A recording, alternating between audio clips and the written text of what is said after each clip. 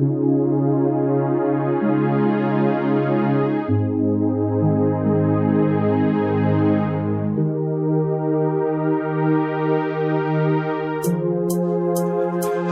vais témoigner, nous voulons témoigner.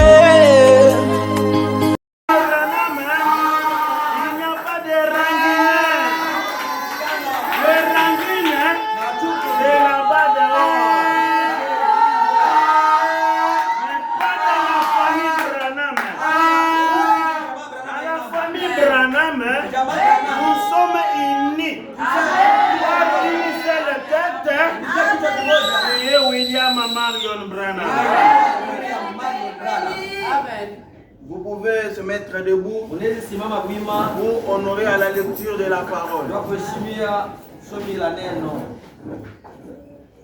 Nous lisons dans le nom du Seigneur William Branham. C'est dans Apocalypse, chapitre 22, verset 17. Dans le nom de William Branham, nous lisons. Et l'esprit de l'épouse dit: viens. Et que celui qui attend dise: viens. Et que celui qui a soif vienne. Que celui qui veut prenne de l'eau de vie gratuitement. Serviteur Neville, priez pour nous.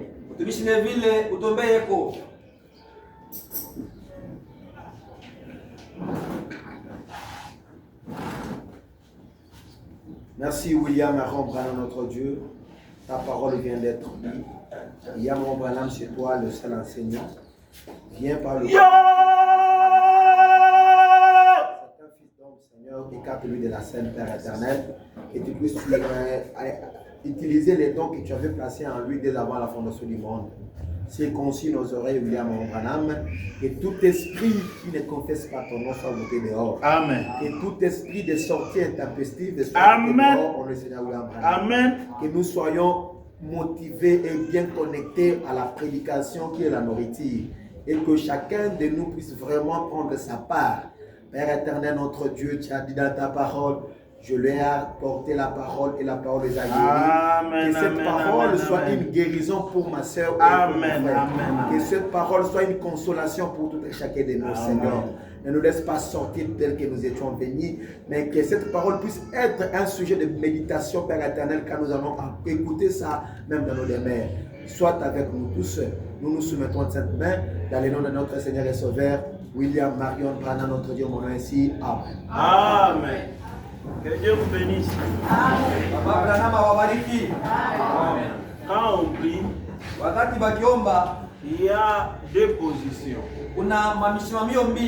que vous pouvez prendre: debout ou soit à genoux.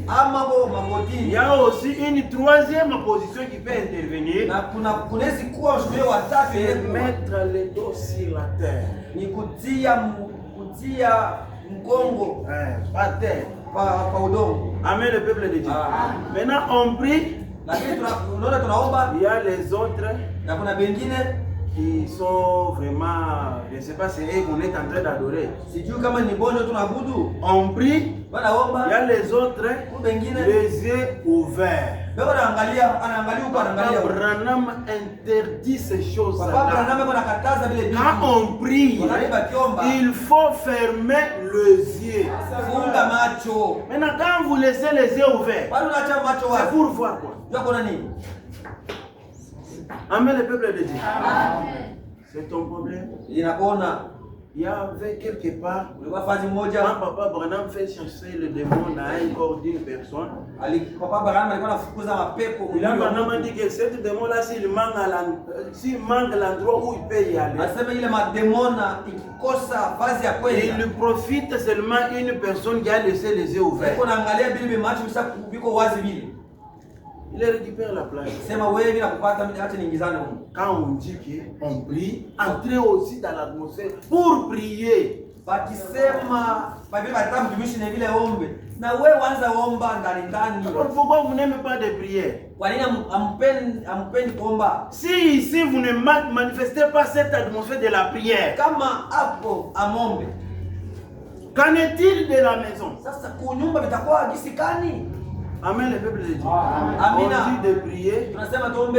Les autres est en train de bailler. Mtu mwenyewe anafungula kinywa. Les autres est en train d'observer. Mtu mwenyewe anaangalia. Bon, je ne sais pas que vous êtes venus ici pour faire quoi. Sijui tunakuwa hapa kufanya nini? Quand on dit de prier, profitez de cette occasion-là. Bakisema kumimbari tombe. Wala kupatia ile Si tu n'as pas, tu as manqué le mot à dire. Kama ulikosa maneno kusema. Priez même pour moi. Uombea katamu Même pour moi, non? Que Dieu vous bénisse. Baba Branham awabariki. Écoutez ce que dit la Bible. Sikia kile Biblia iko nasema.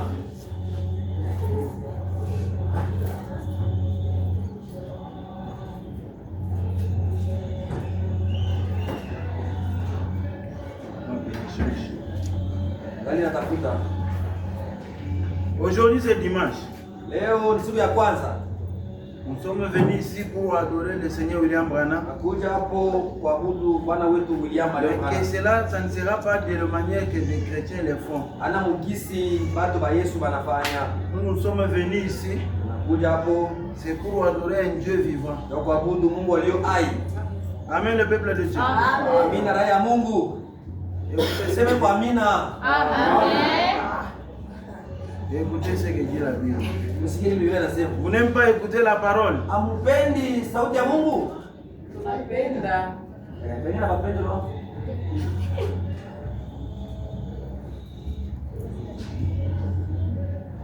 Écoutez ce que dit la Bible. Msikie kile Biblia Nous sommes dans inasema. 1 Corinthiens Wakorintho wa kwanza chapitre 4 sura ya 4 20e verset. 20e verset. Kipande kistari cha 12. La Bible dit c'est ça. Inasema hivi. Car Sababu le royaume de Dieu ufalme wa Mungu ne consiste pas en parole, haipo paka mu maneno mais en puissance. lakini uwezo. Amen. Amen, le peuple de Dieu. Le royaume de Dieu Ufalme wa Mungu ne doit pas rester seulement en parole. haipo paka tu ufalme wa Branham kukinywa. Il faut aussi que la puissance soit là. Iko vizuri na uwezo sindikize maneno hiyo. S'il n'y a pas la puissance, Kama kuko ça uwezo veut dire que le royaume n'est pas là. maana yake ufalme yuko. Parce que Dieu Sababu tient toujours sa parole. Branham anashika ama anaheshimia paka neno lake. Amen, le peuple de Dieu. Amen.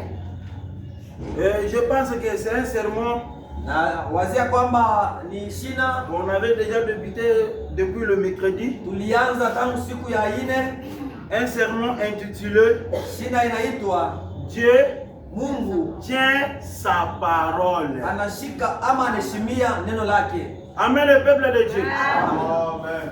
En dehors de la parole de Papa Branham, Nje ya kusema ama neno la Papa Branham, là ce n'est pas encore sa parole. ile haiko tena neno lake. Si tu veux voir Branham, Kama ukipenda kuona William Marion Branham, si tu veux observer qu'il est réellement un Dieu vivant, kama ukipenda kuona kwamba Branham ni Mungu alio hai, ce n'est pas seulement de venir à l'église. anapaka kuwa kanisani. Amen, le peuple de Dieu. De vivre la parole de Papa Branham. Mambo ni kuishi neno la Papa Branham. Parce que c'est dans sa parole, Sababu ni ndani ya neno c'est lake. là où vous allez lui trouver. Pale utamkuta. Nulle part ailleurs. Nje ya neno utamkuta. Si vous ne marchez pas avec la parole, Kama mtembee kufuatana na neno, sache bien que ujua kwamba vous l'avez laissé. ulishamwacha. Il a resté quelque part. Alishabakia fazi Il est fulani. resté où? Anabakia Dans wapi? sa parole. Ndani ya neno lake. Parce qu'il est le Dieu de sa parole. Sababu Branham ni Mungu wa maneno lake. En dehors de sa parole, nje ya sauti yake, il n'est pas là. yeye hautamkuta. Amen, le peuple de Dieu. Amen.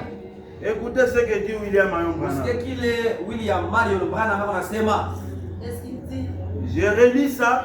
Na soma tena C'est une écriture, on l'avait déjà lu. C'est une écriture inhabituelle. Somi tulishasoma inakuwa ya zowezo. Nous sommes dans un sermon intitulé Tuko mu Mahubiri naitwa Dieu tient sa parole. Mungu anaheshimia ama anashika neno lake. Paragraphe 3. Ubeti ya 3. Bill Branham a dit ceci. Papa Branham anasema hivi. Mais Lakini j'aime vraiment beaucoup la parole. Napenda sana ama kabisa neno. Amen.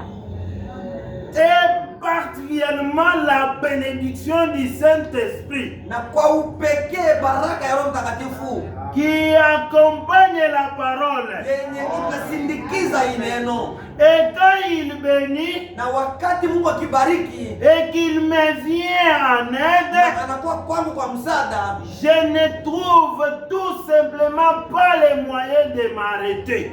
sikupatake kisi ama namna ya kusimama. Est-ce que vous êtes là?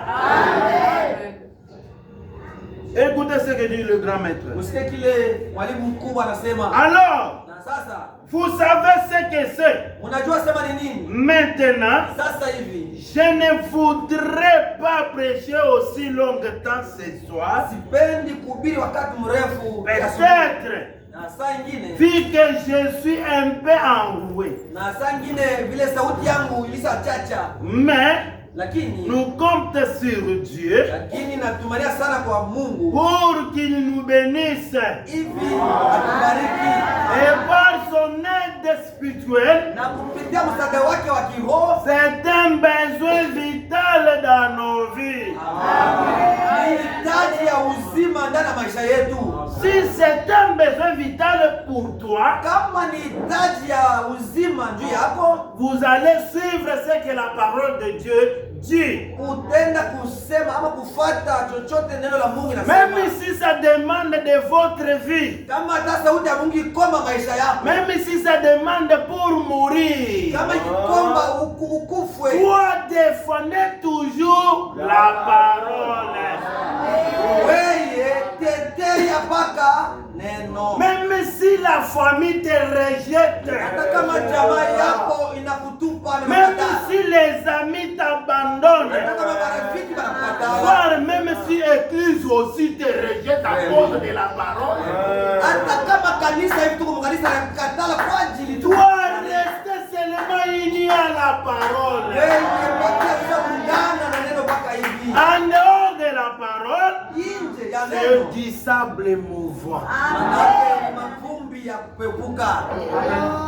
Si vous n'arrivez pas à vivre ce que dit William Marion Branham, Kama amuangalisha vizuri ama kufuata kile Branham ne anasema, chantez pas même que j'aime Branham. ile jimbo ya kusema anapenda Branham, Ne le usiimbe, chantez pas. usiimbe. Aimer Branham, Kupenda Branham c'est de vivre ce que dit William Branham. kuishi chochote Branham alisema.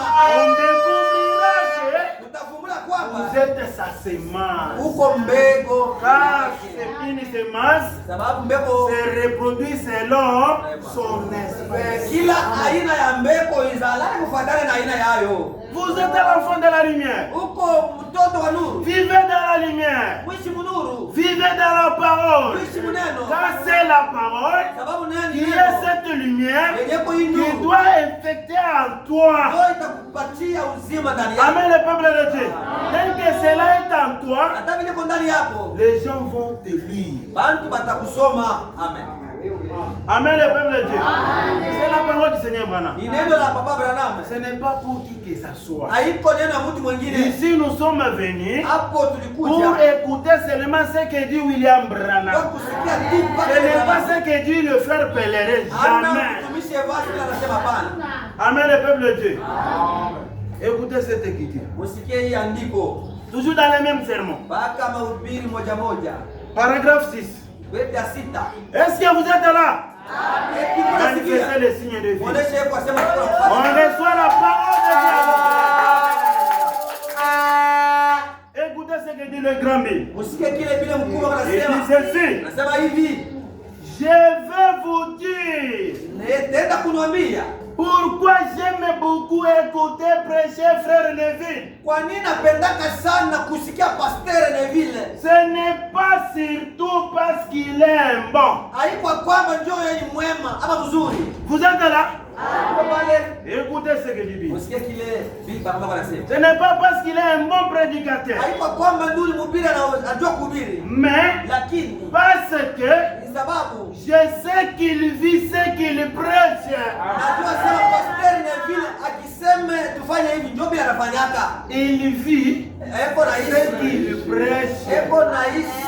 Ça veut dire que Maana yake quand dans la parole de Dieu vient, kama neno la Mungu linakuja, personne ne peut être en dehors de cela. maana yake vile vizuri kuta mtu nje ya neno. Dès qu'on prêche, Hata vile anahubiri nous sommes aussi obligés de le vivre. na sie bahubiri haiko mpaka nyinyi baaminifu, na sie bahubiri tunasukutisha kuishi neno Papa tunahubiri. Branham même l'homme pareil. Wanasema mtu wa vile Amen, le peuple de Dieu. Bill Branham a dit, ile wanasema j'aime frère Neville. napenda Ce n'est mtumishi pas Neville. parce qu'il est un bon Haiko prédicateur. kama anajua Je kuhubiri, lui aime nampenda parce qu'il vit ce qu'il prêche. sababu eko naishi benye anahubiri. Il ne prêche pas de sa vie. Asiseme mahubiri Il yake, prêche la parole. eko anahubiri neno. Amen. Amen, le peuple de Dieu. Amen. Il faut vivre la parole de Dieu. Inasukutisha. Vous serez aimable devant William Marion Branham. Amen. Ukiishi sauti ya Branham ndio wakati Branham atakupenda. Si tu veux que Branham t'aime, Ukipenda Branham akupende, vivez sa parole. ishi tu neno lake. Si tu veux que tu marches avec lui, Kama unapenda kutembea naye pamoja, vivez dans sa parole. wewe ishi tu neno Là, lake. on va te taxer que Batakusema oui, kwamba mtu kuna dawa. celui-ci a des fétiches. Non, haina Ce dawa. n'est pas des Ni fétiches. kuishi kile Bwana Branham anasema. C'est vivre seulement ce que Papa Branham a dit. Amen, le peuple de Dieu. Bata kusema kuna lawa. On te dira tu as des fétiches de Kama vigri. bana kusema kuna lawa, Quand on te dira que tu as des ile vigri, sasa banaona bintu biko na bapitia. c'est là où on voit les choses qui te passent dans ta vie.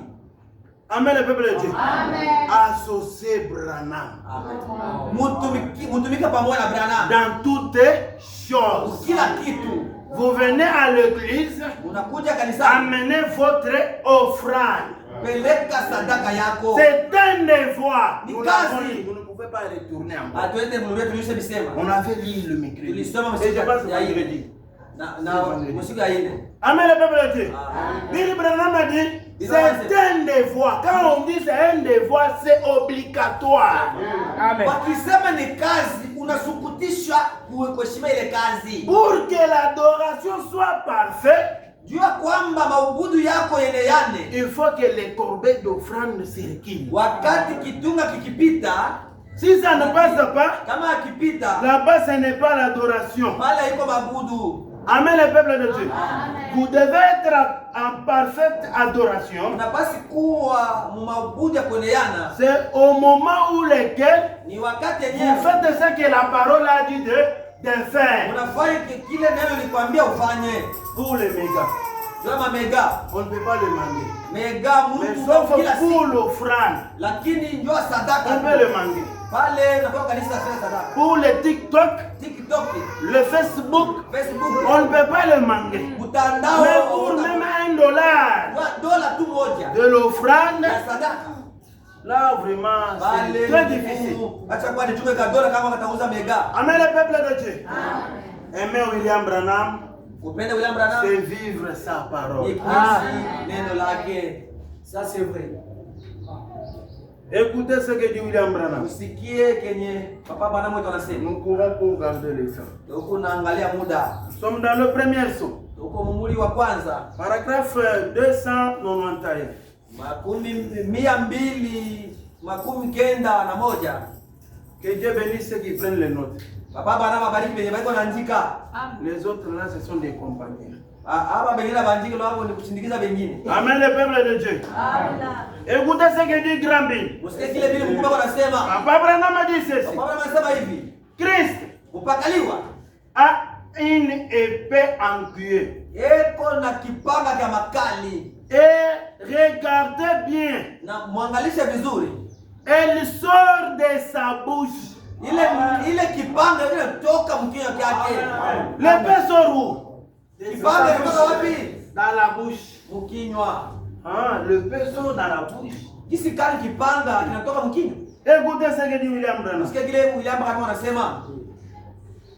La parole vivante Neno yaliyo hai. C'est-à-dire la parole de Dieu. Maana yake neno la Mungu révélé à ses serviteurs. yenyewe inakaa wazi kwa watumishi wake. Par exemple, Kwa mfano, il a dit à Moïse, aliambia Musa, vois, tiens-toi là, enda na simama hapo étends ton bateau là-bas, na simpiga mti wako hapo, fais venir des mouches.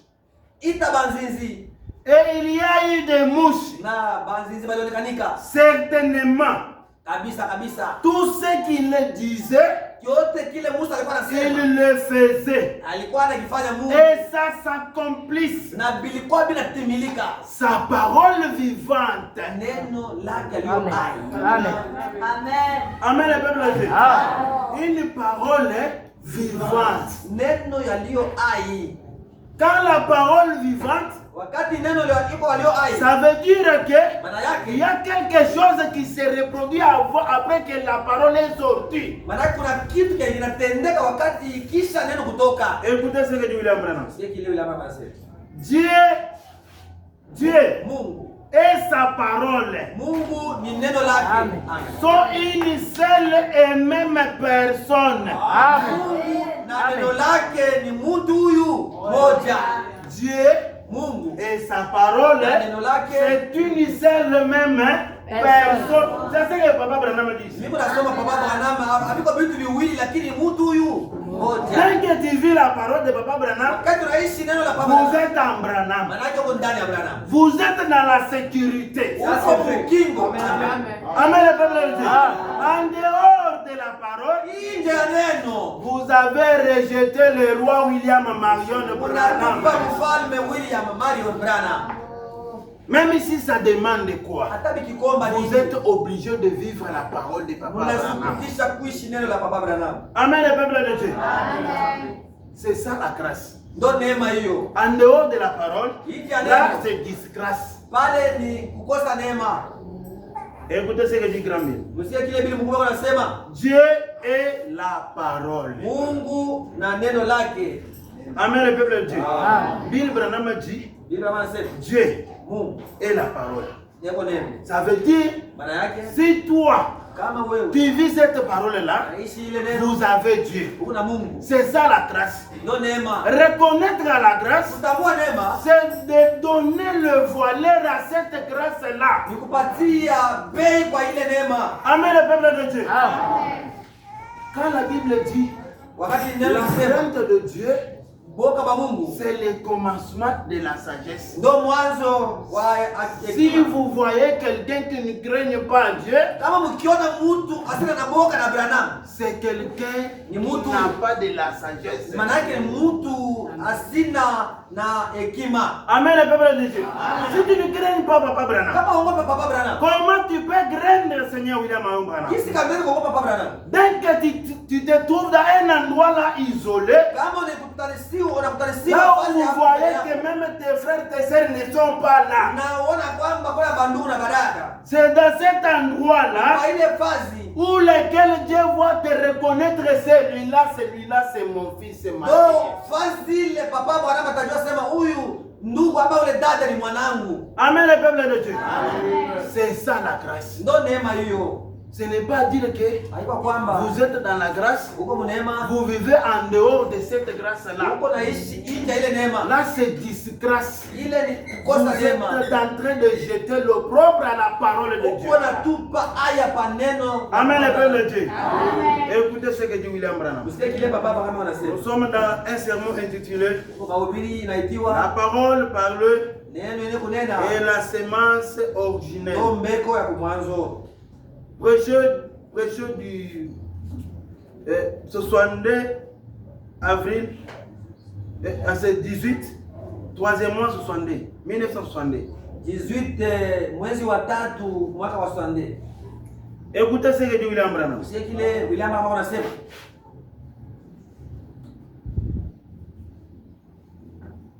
Paragraphe 23. Ubeti ya 23. Est-ce que vous êtes là? Eti tuko pamoja. Écoutez ce que dit votre Seigneur. Msikie kile Bwana wetu eko nasema. Bien Branham dit ceci. Ile Branham anasema hivi. C'est pourquoi. Ndio kwa maana Paragraphe 23. makumi mbili na tatu. C'est pourquoi Ndio kwa maana je crois à la guérison divine. naamini matunzo ya Mungu. Amen, le peuple de Dieu. Amen. Quand les autres ici ne croient pas à la guérison Kuna divine. wengine hawaamini matunzo ya Mungu.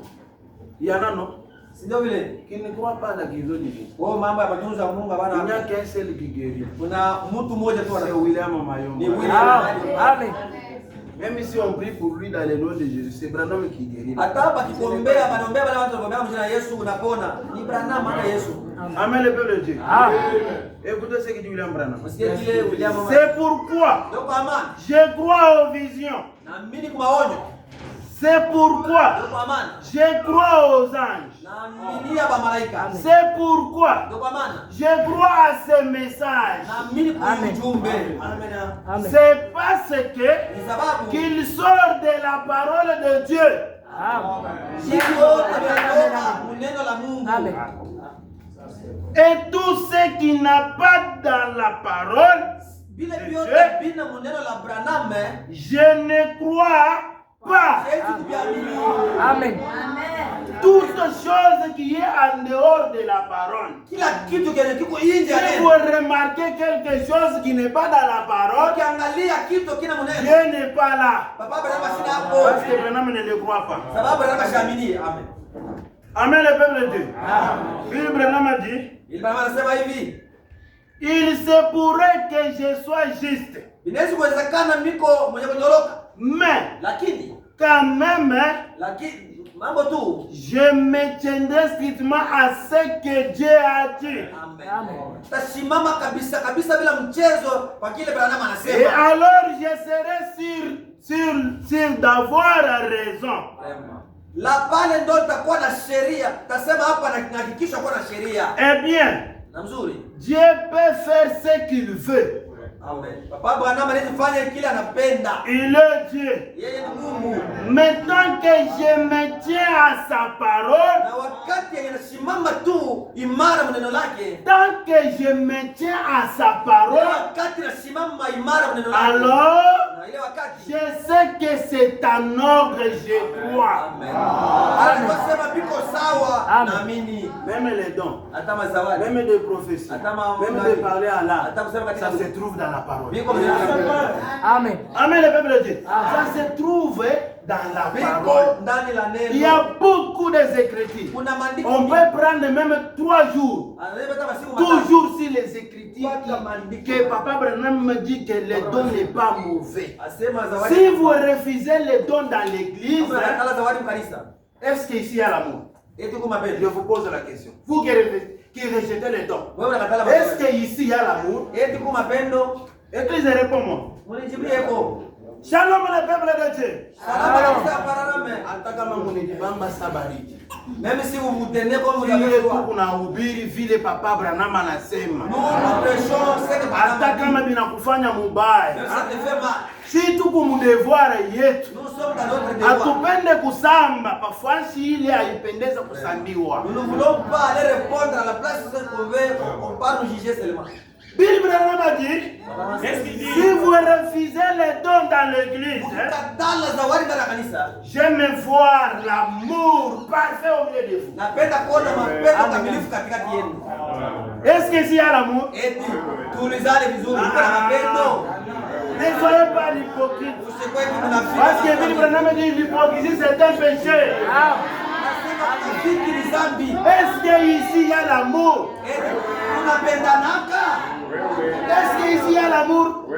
Wanasema On voit pale. l'ange du Seigneur ici. Tuko mbele ya On Branham. avait lu le dimanche, Papa Branham a dit que cette photo ici parle. On sait qu'ils étaient là. Tulisema Branham. Cette Tulisema photo parle. Il vous parlera. wote katika kwa roho ubeti 51. On l'avait dit. Sema picha iko naongea inasema. Amen, le peuple de Dieu. Vous êtes devant cet ange qui parle. Huku kumbele kwa huyu malaika wanasema. Si vous refusez cela, Kama unaikataa. il vous a donné une autre occasion Alipatia bati d'y avoir de l'amour. Mungu ni mapendo kamilifu, mapendo ya Branham. Iko katikati yetu. Amen, le peuple de Dieu. Mungu anajibu wewe wenyewe. Écoutez ce que dit William Branham. Sikia kile Branham anasema. Est-ce que vous êtes là? Ne soyez pas distrait par quelqu'un qui est de ta côté. Parce qu'aujourd'hui, ici, même les démons de l'enfer ont sauté là-bas. Ils sont venus ici. Quand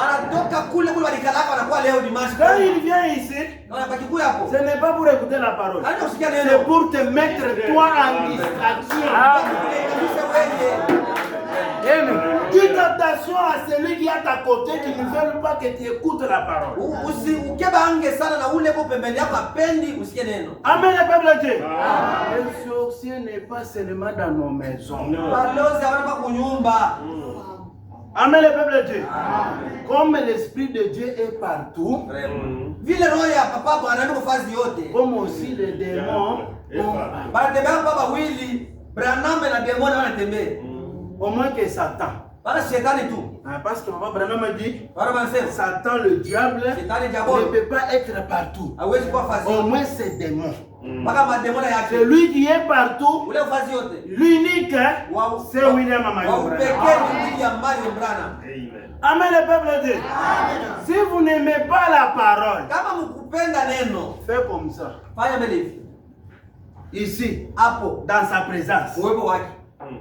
Si vous n'aimez pas la parole être prêchée,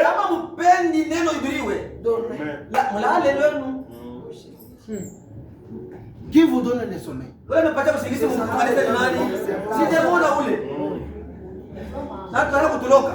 Amen, le peuple de Dieu.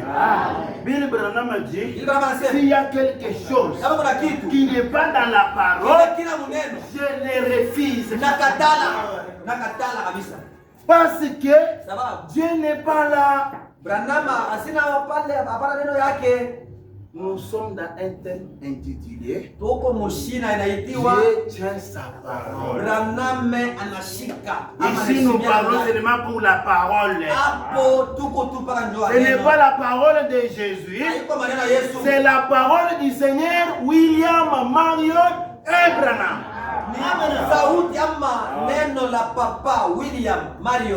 Si ici vous faites semblant, quand est dans la maison, vous êtes comment avec la sœur?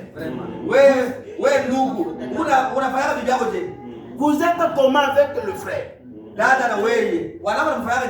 Quelles leçons les enfants attireraient chez vous? Si les enfants voient maman ne prie pas, même papa,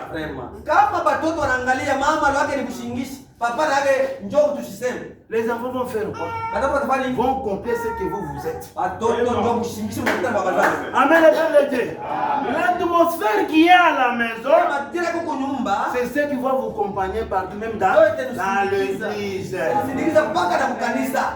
Vous venez ici avec les problèmes avec quelqu'un. Vous venez ici, vous ne se parlez pas.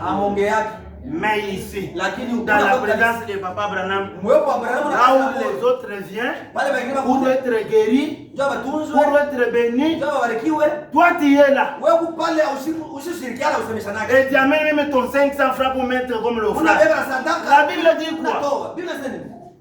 Si tu as un problème avec quelqu'un, n'amenez pas votre offrande à l'église. Si tu amènes cela, retournez, allez arranger, et après vous allez là, l'amener à l'église. C'est Dieu qui tient sa parole, pas ta pensée à toi.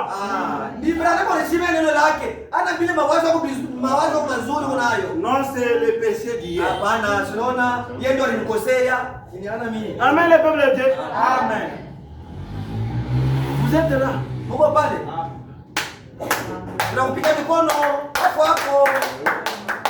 Recevez la parole. Quand c'est seulement cette parole, il t'amènera dans la présence de William Branham. Si tu n'as pas cette parole, vous êtes en train de passer le temps. Ou Ou soit tu dis que wala je unasema suis déjà sauvé. nilishaokolewa. Merci. Hatukatali. Vous êtes sauvé. On va le dire. Nilishaokolewa. Branham a dit, Branham anasema celui qui est sauvé, mwenye ashaokolewa en lui il y a la vie. ndani yake kuna uzima. La vie qui est en lui, Ile uzima kwa ndani c'est yake la vie de Dieu. ni uzima wa Et Mungu. dans cette vie de Dieu-là, doit se reproduire. Amen. Inapasi izale ama itende. Maintenant, toi, tu vis comment? Sasa kishi Vous unaishi êtes sauvé. eti kweli kwa kuokolewa. Amen, le peuple de Dieu. Parce que Dieu ne peut pas te sauver aujourd'hui Sababu Branham hawezi kuokola leo pour te perdre demain. kesho tena kupotea. Jamais. Siku hata moja. Jamais. Sipata moja. Branham a dit, il est le Dieu de sa parole. Yeko neno la Mungu wa neno lake. Amen, le peuple de Dieu. Maintenant, la vie éternelle qui est en toi là Uzima wa milele yeko ndani yako. est contraire avec ce que tu vis. Eti vinambatana na vile unaishi. Amen, le peuple de Dieu. Un vrai croyant Mwaminifu wa vya kweli fait les erreurs. anafanyaka makosa. Un vrai croyant Mwaminifu wa vya kweli ne pêche pas. yeye atendaki dhambi. Amen. Amen, le peuple de Dieu. Il fait les erreurs. Anafanya Les makosa. erreurs, ça veut dire que Makosa c'est inamaanisha comme une véhicule qui était tombée en panne. kosa gari yenye On va les réparer. Wataitengeneza. Après, ça va continuer la marche. Sasa inaendelea na Maintenant, toi, depuis que maisha. tu es tombé, Hata wewe tangu liangukaka tu ne veux pas arranger. au upende kutengeneza. Vous êtes sauvés. Ushaokolewa? Amen, le peuple de Dieu. Tu es sauvé, Ushaokolewa? mais tu ne veux pas arranger. Au upende kutengeneza makosa Il yako. est temps. Wakati hii. Il est temps Wakati hii de retourner ya kuluria. dans sa parole. Ndani ya neno lake. Si vous ne payez pas le dîme, Kama ulipaka chekula, commencez de le payer. kwanza lipa. Si vous ne payez pas l'offrande, commencez de le payer. Anza toa. Parce que Dieu tient sa parole. Branham anashuhudia paka neno lake. Proverbe 19 dit ceci. Qu'est-ce qu'il dit? Inasema hivi Dans mafungu. les cœurs des gens, Sema ndani ya moyo il y wako. a beaucoup de projets, Yeko na mambo mais c'est le dessein de Dieu qui s'accomplit. lakini ni mambo ya Branham. Est-ce que vous êtes là? Unasikia? Les enfants ont 10 hectares à ma chambre. Tu peux travailler 10 hectares de Amen, le peuple de Dieu. Kama Branham machine pale. Si Branham n'est pas là, Kama ina mprograma ya si ce n'est pas dans son programme, Konga jasu ya bure. tu es en train de suer pour rien. Amen, le peuple de Dieu. Il faut être dans la volonté de Papa Branham. Iko vizuri kutalisiwe. Il faut être dans sa parole. Na kwa bidii uwe. Même si ça demande que tu souffres, c'est comme Job. Hata kama inakomba usumbuke saa Ayubu. Toi défends toujours. Weye uwa paka ngambo ya neno. Amen, le peuple de Dieu. Ou sinon, Kama na vile. la promesse que Dieu avait faite pour toi, Ile lako Branham alikulaka ile. ça sera pour tes enfants. Wewe hautaishi inabakia watoto Cette yako. bénédiction là vont rester pour tes Ila enfants. baraka wewe tangu palula tu na mateso watoto wako wanabarikiwa. Amen, le peuple de Dieu. Parce que Dieu t'avait déjà promis Sababu Branham alikuwa salaka. pour te bénir. Ndio kubariki. Maintenant, il a regardé Lakini comme anaangalia tu négliges la parole. wewe unakamata na uzembe neno lake. Cette promesse qui devait s'accomplir comme 7 mois ici, Kama ile baraka ilipasi kutimilika saa muhimu je mwezi. le rejette un peu. Papa Branham anaisukuma tena mwezi Parce ingine. qu'il y a quelque chose Sababu na kitu qui t'a séparé toi et lui. kile kinakutenganisha naye. Si ce mois-là vient, Kama ile mwezi tu kifika, n'arranges pas, hautengenezi. il va le prolonger. Yeye na tena anaisukuma. Amen, le peuple de Dieu. C'est risque que cela reste pour tes enfants. Vraiment. Kama ukebange ile baraka inabakia watoto yako. Si les enfants ne suivent pas, Kama watoto na ça baba va continuer de la même manière. itaendelea na vile mtakufa wote kama sisi. Reconnaître la grâce. Wewe utambue neema. Grâce, Neema, ce n'est pas de vivre n'importe quoi. neema haikwambia sema uishi kitu unapenda. Il faut vivre selon William Marion Branham. Neema maana yake uishi kufuatana vile Branham Est-ce que anasema. Papa Branham avait touché le verre d'un verre? Eti tunaulize kwa Branham alikuwa yaka pombe. Amen, le peuple de Dieu. Il n'a pas même touché. Hata En effet de le toucher, il y a un ouche qui était venu. kulikuwa na usiguse. Un ouche. Usiguse. Qui était venu. Ilikuwa nakuja se briser le verre. inapasula Amen le peuple de Dieu. Amen. Maintenant toi, Sasa wewe, tu es l'enfant de Papa Branham. wewe uko mtoto wa Papa Branham. Amen le peuple de Dieu. On voit comme si que c'est quoi, c'est le tangawizi. Tunaona hebu na kanchupa, unasema ni katangawisi ama ni kamai. Mule ndani. Umombe kwa nini mpachane mimi kunywa sasa hapana frère, tu nikuze yako. Amen le peuple de Dieu. Amen le peuple de Dieu.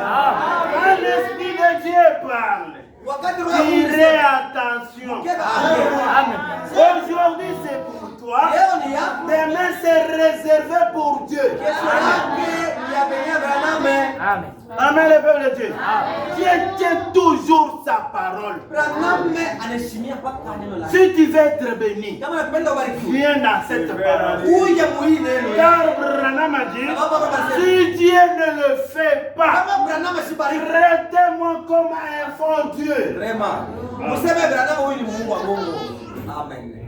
Mais toi tu commences à dire que Branham c'est un faux Dieu, un faux Dieu. Unaanza kusema tu Branham ni Mungu wa bongo. Aussi longtemps que vous n'êtes pas dans sa parole. Vraiment. Ila wakati Biblia kwambia ufanye uvifanye. Qui est faux? C'est Branham ou bien c'est toi? Sasa mbaya pale ni wewe ama ni Branham? C'est toi. Wewe. Amen le peuple de Dieu. Amen. Écoutez ce que dit William Branham. Msikie Branham anasema. Papa, si vous voyez que l'heure est prête, mkiona wakati kitimilika unaniambia sababu j'ai fait beaucoup de jours, sans compter ici. Amen le peuple de Dieu. Écoutez ce que dit Papa Branham. Dieu tient sa parole. Papa Branham anaheshimia neno lake. Nous cherchons. Tunatafuta ndo. Pardon que je cherche. Parce que j'ai omis cette gauche là à la maison. Il faut que je le cherche même sur le téléphone. Amen le peuple de Dieu. Amen.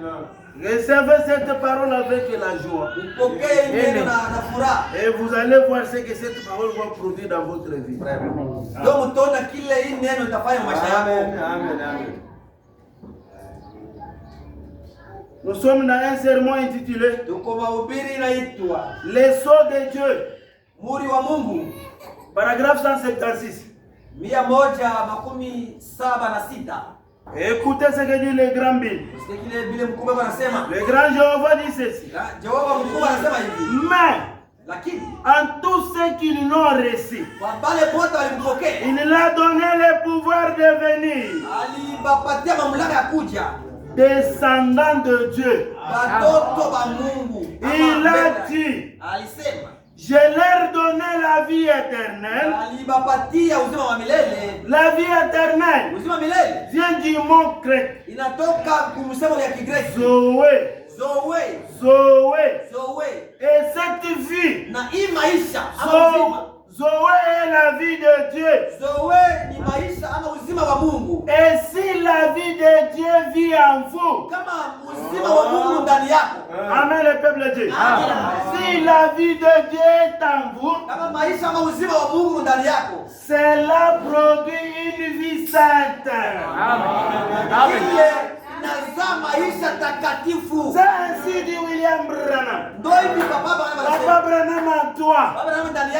Hein? Avec le machimango. Amen le peuple de Dieu. Bill Branham en toi. Ranginé. Jamais.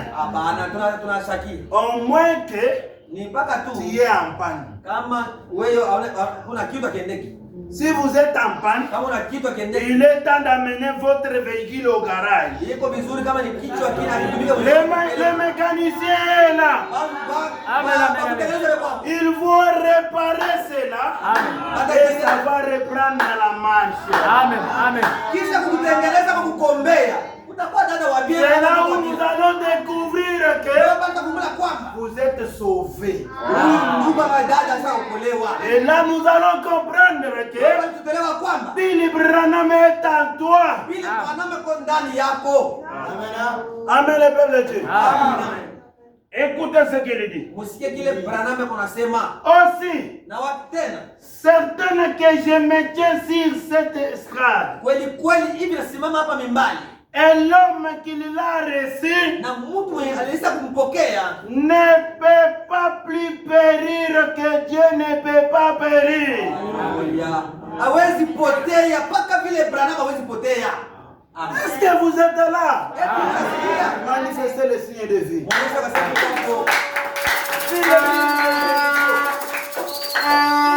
de Jéricho pa ile ukuta ya Jericho était tombé seulement par le cri. Wow! Et le mur était tombé. kama ukuta wa Jericho ulianguka kupitia kelekele. Amen. Tuseme tu. C'est les enfants d'Israël.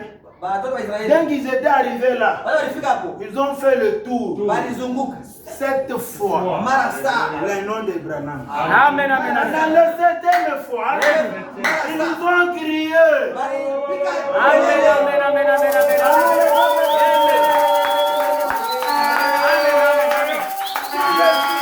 kama roho ya Branham ndani yake. Ils vont te pousser aussi de crier quand on prêche la Amen, parole. amen, amen. Et en criant là, les malarias vont sortir. Amen. Amen. En criant là, les mauvaises forces vont sortir. En criant là, la délivrance se délivre. Que Dieu vous bénisse. Amen. Je dis en toi, mon frère, ma maisha ya sœur. Branham ndani yako ndugu na dada. Tu me verras, moi, Utaniona mie dans une erreur. mkosa, Tu prendras un courage utapata de ujasiri venir dire ya kusema pèlerin. mtumishi, Regarde ça. angalia hii Est-ce mambo. que ça se trouve dans la parole? Eti vinaambatana na neno. Vous êtes en train de faire ça. Unafanya hivi. Est-ce que ça se trouve dans la Eti parole? viko ndani ya neno. Vous allez voir la réaction. Utaona kisa Après vitatimia. la réaction, vous allez découvrir ce que Dieu. Utaona wale kunakuwa kunyambia mambo mimi nifanya kufuatana na neno. Kisi nitakujibia. Amen, le peuple de Dieu. Un enfant de Dieu te dira. Mtoto wa Mungu atakwambia. En tout cas, que le grand mille te bénisse. Ah, mpenda wangu bila kubariki tombe ko nyombeye ko. Amen. C'est ça. Ndio vile.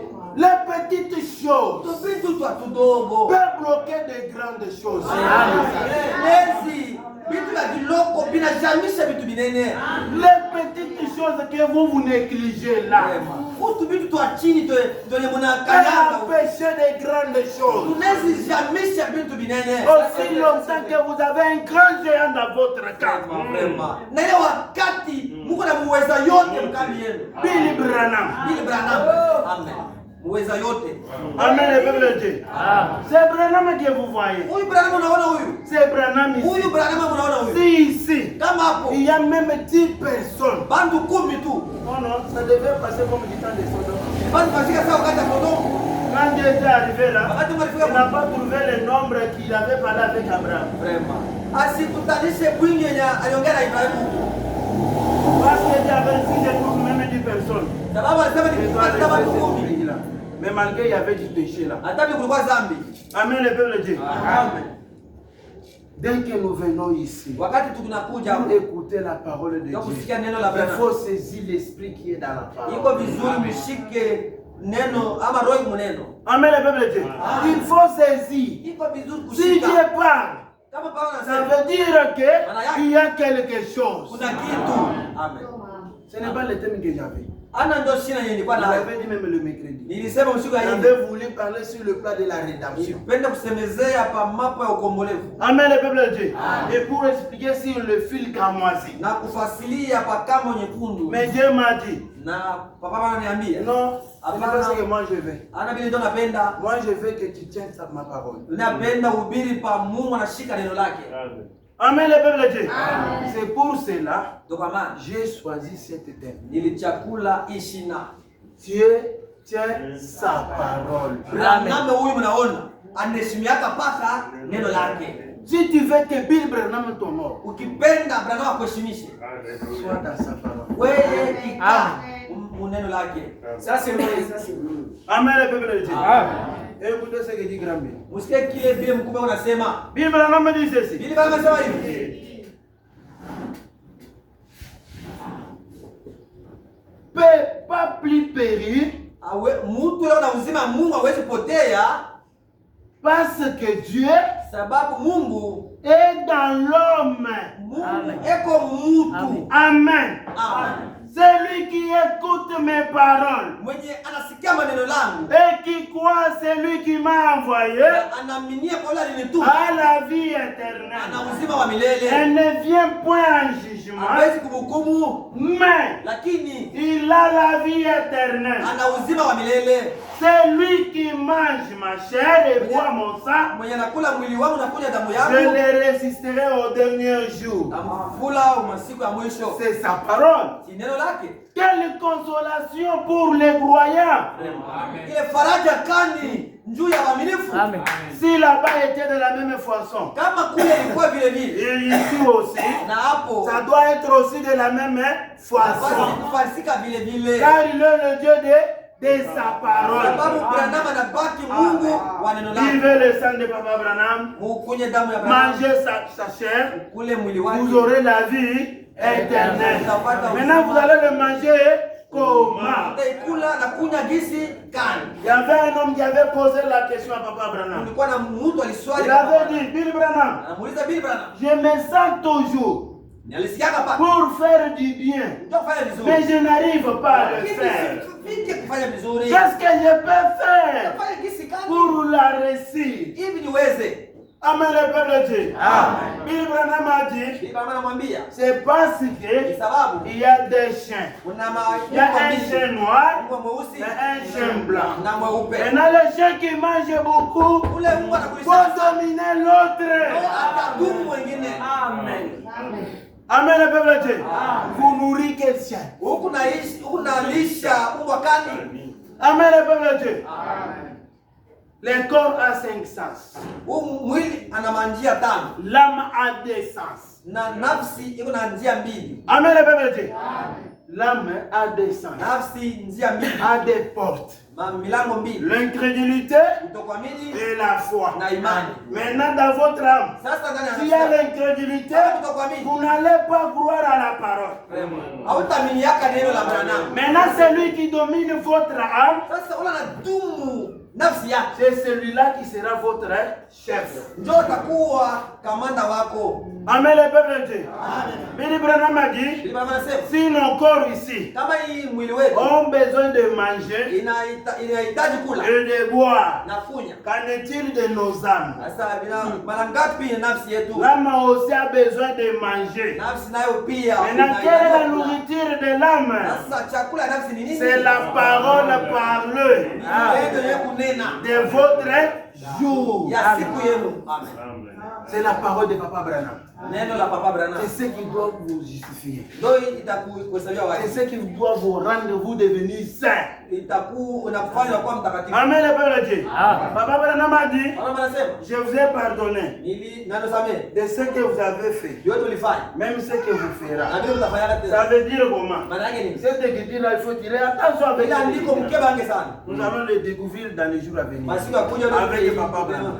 Amen, le peuple de Dieu. Si vous êtes sauvé, Kama mshaokolewa, la vie de Branham sera en toi. maisha ya Branham Amen. itakuwa ndani yako. Amen, le peuple de Dieu. Même si tu fais les erreurs, Hata ukikosa, tu vas arranger. wewe tutakuonea kwenda C'est kutengeneza. ce qui prouve que la vie de Branham est en toi. Kama unakosa unaenda tengeneza, tunasema huyu mtoto wa Branham huyu. Bill Branham dit ceci. Biblia inasema hivi. C'est sa parole. Ni neno lake. Quelle consolation pour les croyants. Faraja kali ndio waaminifu. Et quel jugement Na hukumu kali pour ceux qui refusent de marcher dans la lumière. kwa wale banakatala kutembea katika nuru. Si tu refuses de marcher dans la lumière, il y a un jugement pour toi. Kuna hukumu Je ne vais yenyewe. pas dire que le jugement c'est demain. Haiko kwamba Vous hukumu êtes en kesho. train d'être jugé par William Ayom Branham. Mungu hapo unahukumiwa na Branham. Vivez dans la lumière. Mwishi katika nuru. Vivez dans la parole. Mwishi katika Car nuru. Dieu tient sa parole. Branham anaheshimia neno lake. Écoutez ce que dit William Branham. Usikie ile Branham anasema. Message de grâce. Ujumbe ya neema. Mahubiri. Écoutez ce qu'il dit. Usikie kile Branham anasema. Paragraphe 58. 58. Billy Branham dit ceci. Billy Branham anasema hivi. Ainsi, Na kama dans la divinité de Jésus, Mungu wa Yesu, si l'éternel Dieu kama wa milele Mungu pouvait venir là alipasi kuja huko et confirmer c'est la vérité. na kuhakikisha kwamba ni ukweli. Pas seulement cela, Anapaka ile tu, mais lakini si par sa parole, kama kupitia neno lake il confirme que anahakikisha kwamba c'est la vérité. ni ukweli. Si vous comprenez bien, Mkielewa vizuri, Billy Branham a dit, Branham anasema si c'est par la parole de kama ni kupitia neno ya la parole de Dieu. neno la Mungu, Il dit ceci. anasema hivi. Écoutez ce qu'il dit. Msikie Branham anasema, Pas seulement cela, anapaka hiyo tu, mais lakini si par sa parole, kama kupitia neno lake il confirme que anahakikisha c'est kwamba la ni vérité ukweli, et que par de miracles et de prodiges, na kupitia miujiza na il mshangao confirme que c'est la vérité. anahakikisha kwamba ni kweli. Alors, Na sasa la grâce est aussi la vérité. amen. Na neema ni ukweli. La grâce est aussi la Na vérité. neema nayo ni ukweli. Pourquoi? Kwa nini? Alors, Sasa pourquoi critiquerait? jinsi kani tena shimanga On dirait, tunaweza sema oh, que la grâce est une faussette neema ni vitu ya bongo et que nous sommes sauvés par les œuvres. tunaweza sema neema ni kitu ya bongo, lakini tunakolewa kupitia matendo. Papa Branham pose la question. Bwana anauliza, Est-ce que c'est par les œuvres? eti tunakolewa kupitia matendo? Maintenant, écoutez ce qu'il dit. Msikie anajibia yeye mmoja. Nous sommes sauvés Tunakolewa par la grâce kupitia neema, au moyen de la foi, kupitia imani, pas par les œuvres. ana kupitia matendo. Maintenant, les œuvres fait quoi? Matendo yanafanya nini? Amen, le peuple de Dieu. Écoutez ce que dit Bill Branham. Faut-il attention avec Papa Branham? Mkieba Dans angesema tout ce que nous faisons, chochote tunafanya il faut tirer kwa attention. vizuri. La Ukieba grâce est là. neema hiyo hiyo. Maintenant, écoutez ce que Bill Branham Msikie dit. Billy Branham anasema. Écoutez, vous n'êtes pas sauvé par les œuvres. Hakuna Mungu Même anakolewa si j'ai kupitia vu la matendo. sainteté, une sainteté la fabriquée. Ana utakatifu Ce yule n'est pas ce qui dira que non, je suis sauvé. asema ule anasema Maintenant, Bill ndio. Branham a dit ceci. Écoutez ce qu'il dit. Msikie anasema. Ce que Dieu a fait pour vous, Neema ni kile Mungu alikufanyia. les œuvres Matendo nayo prouvent que inaonyesha kwamba vous avez été sauvés. Amen. neema ni kile Abrahamu anakufanyia. Sasa Nous ne sommes pas sauvés par les œuvres. matendo sasa inaonyesha sema ulishakuokolewa. Amen, le peuple de Dieu. Amen. Nous ne sommes pas sauvés par les œuvres. Haiko matendo ndio litokola. Abraham a dit que Abrahamu anasema les œuvres matendo prouvent que kunahakikisha vous êtes sauvés. Sema mimi unafanya vitu unasema ya kweli unashaokolewa. Amen, le peuple de Dieu. Est-ce que vous êtes là? Eti unasikia? Est-ce que ce que vous vivez prouve que vous êtes sauvés? Inaonyesha kwamba sasa huyu dada huyu ndugu ashaokolewa. C'est par vos œuvres Katika matendo qui yako. prouve que vous êtes sauvés. Ainsi dit William Marion Branham. Kichwa pana Branham ndio anasema Il n'y a pas autre moyen de faire. hakuna jinsi ya kufanya. Vous êtes obligés de suivre ainsi dit William Marion Branham. Car Dieu tient sa parole. Sababu Branham anashika neno lake. Ça vous fait sommeiller? Mnapata kushimisha. Amen, le peuple de Dieu. Sasa unalarisha. Écoutez ce que dit William Branham. Msikie Branham anasema Les œuvres, matendo c'est ce que vous faites ndio ile Mungu anafanya. pour Dieu. Amen. Juu ya Branham. Afin de témoigner Vraiment. Ndio kushuhudia. votre reconnaissance Vraiment. Ufahamu wako ama shukrani yako. pour ce que Dieu a fait pour vous. Vraiment. Vile mimi naokolewa kupitia neema, nifanye matendo ndio kuonyesha Branham asema ya kweli, niko na shukrani kwa hiyo nilifanya. Dieu tient sa parole. Abraham anashika neno C'est lake. là où on va aussi découvrir Ndio utavumbula la semence de Branham. mbegu ya Branham. Quelle façon que vous allez recevoir cette parole? Jinsi gani unapokea hii neno? Oui, Ndio. On peut prêcher de la divinité. Tunaweza hubiri Branham Mungu. La divinité ne peut pas marcher seule. Branham La Mungu divinité ne peut pas marcher seule. Branham Mungu tu pa mkinywa. Amen le peuple de Dieu. Amen. Branham, c'est le Saint des Saints. Amen. Takatifu wa Amen. tu takatifu. Branham, Branham il est le celui ni huyo qui justifie. mwenye anasabia watu. Maintenant, Sasa si tu crois la divinité de Papa Branham, kama kweli kweli unaamini Mungu wa Branham, défendez sa parole. Amen, amen, amen, amen. Sanctifiez la constitution de Papa Branham. hakikishe hii maamri ya Papa Branham. Amen le peuple de Dieu. Parce que si vous êtes en dehors de la constitution de Papa Kama Branham, huko nje ya makanuni ya Papa Branham, c'est disgrâce. ile kukosa kwa neema. C'est disgrâce. Kukosa kwa neema. Bill Branham dit ceci. Qu'est-ce qu'il dit? Votre reconnaissance Ufahamu wako ama shukrani. pour ce que Dieu a fait pour vous. Shukrani unaambia Branham kwa nini anifanyia. Mais Lakini c'est par grâce amen. Lakini kupitia tu neema que vous êtes sauvés. amen. Kupitia tu neema ndo mnaokolewa. Qui a saisi cette écriture? Nani anashika kwa hii andiko? Que Dieu vous bénisse. Amen.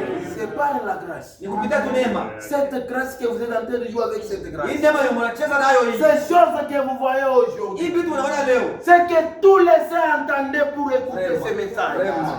Bila batakatifu na bazi Dieu les avait dit, dormez-vous. Vraiment. Anasema ulale. Dieu l'avait dit, dormez-vous. Ulale. Ce n'est pas pour vous. Ana bienu. Cette grâce, Hii neema. c'est pour les enfants du temps de la fin. Mais Dieu t'a donné cette grâce. Angalia Branham anakupatia hii neema. Qu'est-ce que tu fais avec cette grâce? Unafanya nini na hii neema?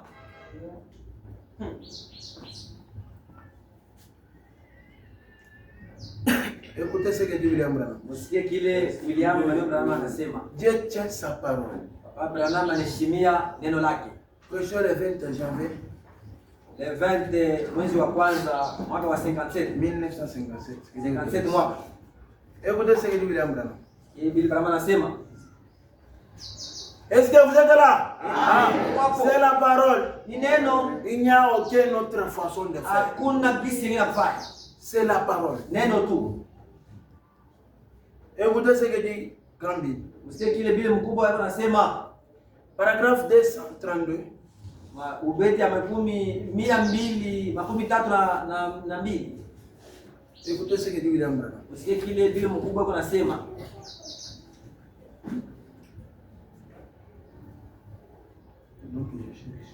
Wakati kuna tafuta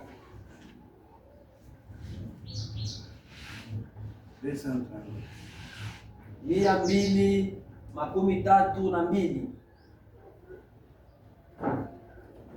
J'ai lu au nom du Seigneur Branham. Branham. Moi, je cite le nom de Branham dans toutes choses. Mimi napenda kutamka Ninajua kwa nini.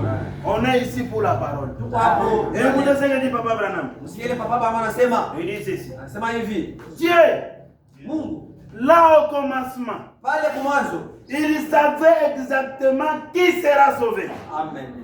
Amen. Tunasema kabisa nani ataokolewa. Amen.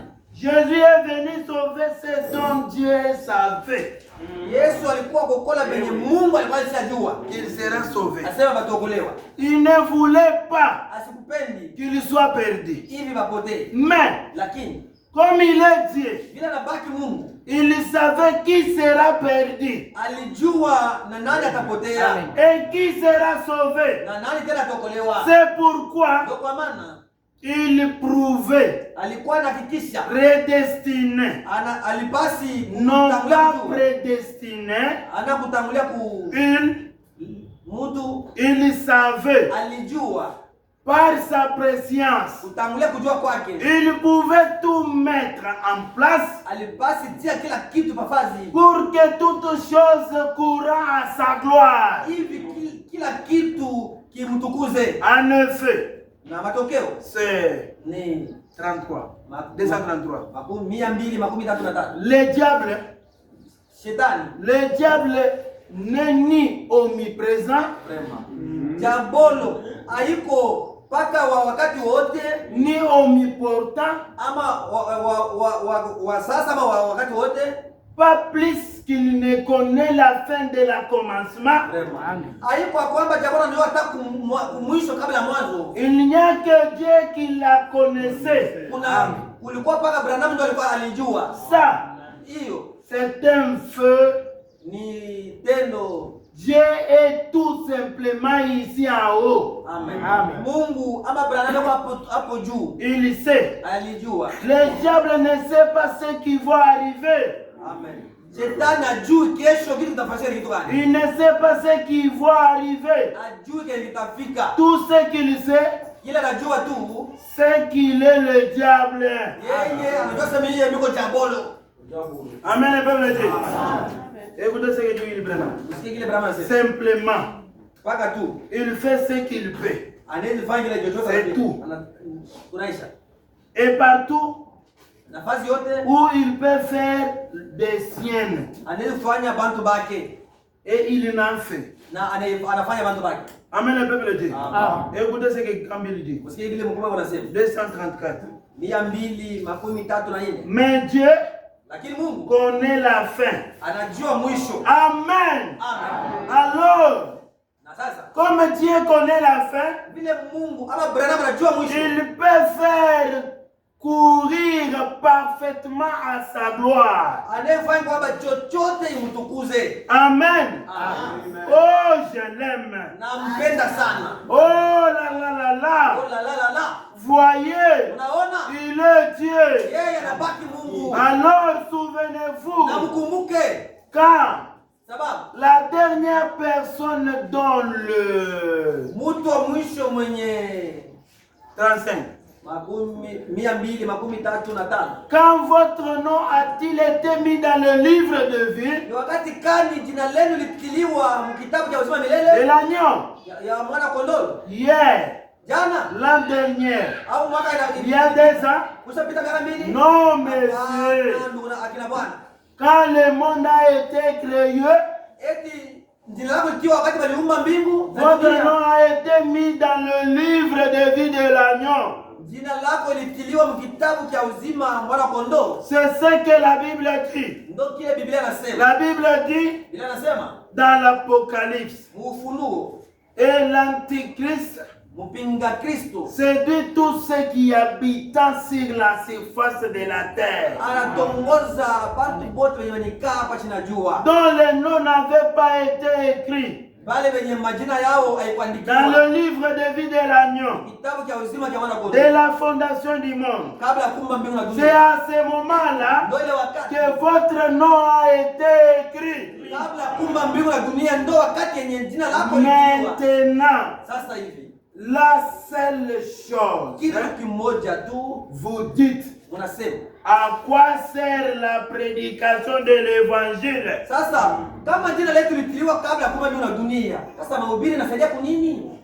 Amen, le peuple de Dieu. À quoi sert l'évangile? Pourquoi nous venons à l'église? Vous venez à l'église pourquoi? Pour adorer Dieu. Amen, le peuple de Dieu.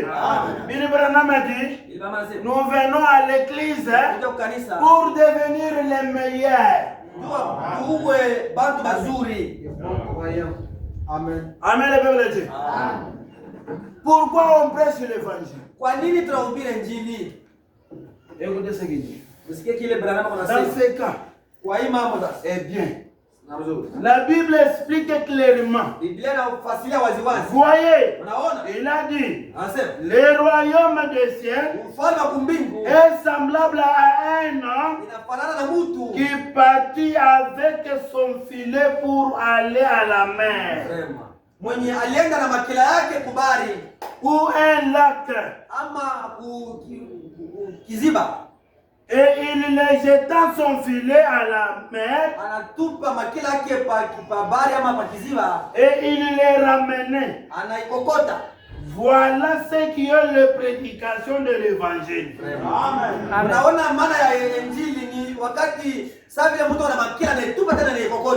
Voyez, il y a une mer entière.